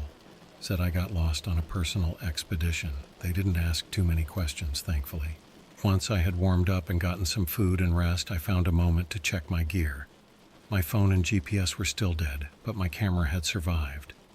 The photos and notes I had taken were intact, giving me some proof of what I had seen. But I knew I couldn't share them with just anyone. This was bigger than anything I'd ever encountered. While at the research station, I tried to blend in and not draw too much attention. I spent a lot of time in their small library, going through whatever I could find about Antarctic expeditions and anomalies. Most of it was dry scientific stuff, but then I stumbled across something interesting.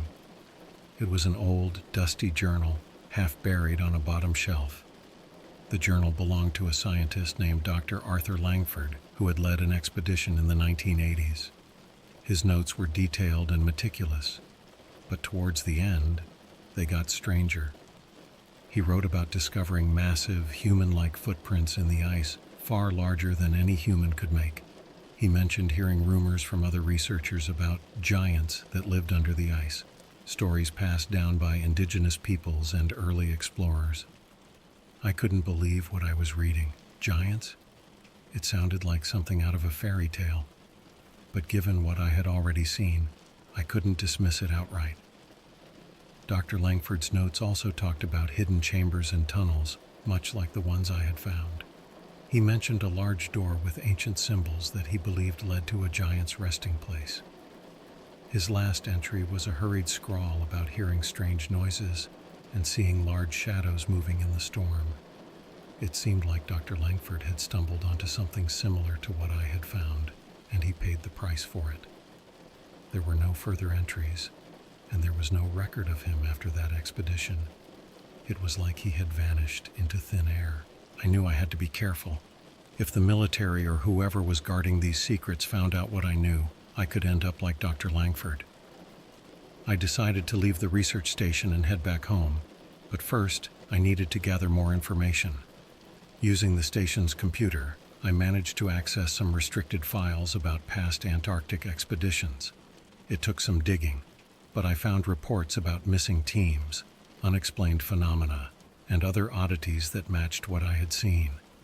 There were references to Project Hyperborea, a top-secret military operation supposedly looking into ancient technologies and beings in Antarctica. One file stood out. It detailed an excavation that uncovered a massive, perfectly preserved body of what they called a giant. The creature was humanoid, around 12 feet tall, with advanced armor and weapons that seemed out of place for something so old. The report ended with a note about transferring the body and artifacts to a secure facility for further study. This was it, proof that there was something under the ice, something not from this world. Giants, ancient technology, aliens. It was all connected. But I was out of time. I had to get out of there and share what I had found before it was too late. I left the research station under the cover of night, heading for the nearest outpost with a communications link. It was a tough journey, but I made it. From there, I managed to send encrypted messages to a few trusted contacts, sharing my notes and photos. So after I got back home, things didn't really go back to normal. I always felt like someone was watching me. I'd go outside and feel eyes on me, even when no one was there. It was creepy, but I had to keep moving forward. I needed to understand what I had stumbled upon. One night, while going through the photos and notes again, I got this weird email. It just said, "Meet me at the old library, midnight," with an address. I was freaked out, but also curious. I needed answers, and this could be my chance. I went to the old library, on the edge of town. The place was falling apart and looked abandoned. Inside, there was a dim light. I saw a shadowy figure at the back of the room. My heart was pounding. "Who are you?" I asked, trying not to sound scared. "Call me Alex," he said. "I know what you've seen and I know what you're looking for." He came into the light, and I saw a middle-aged guy with tired eyes. We sat down at a dusty table. "You've found something that powerful people don't want the world to know about," he said. "The truth about what's under the ice in Antarctica is a secret that's been kept for a long time." He told me that both the Russians and Americans found advanced stuff under the ice. During the Cold War, they both sent secret teams to check it out. They found not just alien technology, but also signs of giants, real, huge beings. "These giants aren't just legends," Alex said. "They were real, and their tech could change everything. The governments thought this info was too dangerous to share. They feared it would cause global chaos or a deadly race for power. So, they kept it all secret, pretending it was just scientific research. Only a few top people knew the real story. They even spread false info to discredit any leaks or conspiracies. I asked Alex how he knew all this. He sighed and said, "I was part of one of those expeditions. I saw things that changed me forever. When I tried to talk about it, they came after me. I've been hiding ever since." He handed me a small encrypted drive. "This has everything I've found, documents, photos, videos. It's dangerous, but the world needs to know. Share it carefully." I took the drive, my hands shaking. "Why are you helping me?" "Because someone helped me once," he said, "and because it's time for the truth to come out." I left the library, feeling scared but determined. I knew this info put me in more danger, but I couldn't ignore it. The world needed to know what was hidden under the ice. Over the next few days, I worked hard to decrypt the drive and go through the info. What I found was insane. Detailed reports from both Russian and American scientists, videos of the digs, and images of the giants and their tech. There were also secret talks between high-ranking officials about keeping all this under wraps. I reached out to a few trusted journalists and researchers, sharing the files with them. They were skeptical at first, but the sheer amount of info convinced them. We agreed to release everything at the same time so it couldn't be shut down easily. As the release day got closer, I noticed more strange things. Unmarked cars, weird calls, people following me. I knew the risk, but it was too late to stop. The truth had to come out. Finally, the day came. We released everything online. The documents, videos, photos. It went viral quickly. People were shocked, angry, and scared. The governments initially denied everything, but the evidence was too strong. They had to start addressing the public outcry. In the weeks that followed, there were many investigations and hearings. The world was finally learning about the secrets under the Antarctic ice. It wasn't just about the advanced tech or the giants. It was about how far those in power would go to keep control. As for me, I'm still paranoid, always looking over my shoulder. But I feel a bit of relief. The truth is out there now, and it's up to the world to decide what to do with it. I did my part, and now I can only hope it leads to a better understanding of our past and a more open future. So after we released everything online, a few people saw it. Not too many, but the people who saw it were shocked and freaking out, and it seemed like the truth was finally out there. But that didn't last long. Within hours, the info started disappearing. Websites crashed, videos got taken down, and even social media posts vanished. It was clear that whoever was behind this had serious power. Next thing I knew, government agents showed up at my door. They didn't throw me in jail, but they put me on house arrest. They said it was for my protection, but it felt more like they were trying to shut me up. They cut off my internet, and I could only make a few phone calls. They told me not to talk to anyone about what I had found. It was obvious they wanted to control the story and keep everything hidden. Being stuck at home was torture. Every noise made me jump, and I couldn't shake the feeling that someone was always watching me. The paranoia I felt in Antarctica followed me home, and it was with me all the time. I know that by writing this, I'm taking a big risk, but I can't stay silent. People need to know what's really going on. The truth about what's under the ice in Antarctica affects all of us, and the lengths they go to keep it hidden are terrifying. They don't want you to know about the ancient technology or the giants. They don't want you to know that these secrets could change everything we know about our history and our place in the universe. They're afraid that this knowledge could cause chaos, but keeping it hidden is worse. I don't know what's going to happen to me. Maybe they'll come for me, maybe they'll try to silence me for good, but I can't live with myself if I don't at least try to get the word out. Even if they take this down, even if they silence me, I hope someone else keeps searching for the truth. You have no idea what they are hiding from you. The world is full of secrets, and the truth is often stranger and more dangerous than we can imagine. Stay curious, stay vigilant, and never stop asking questions.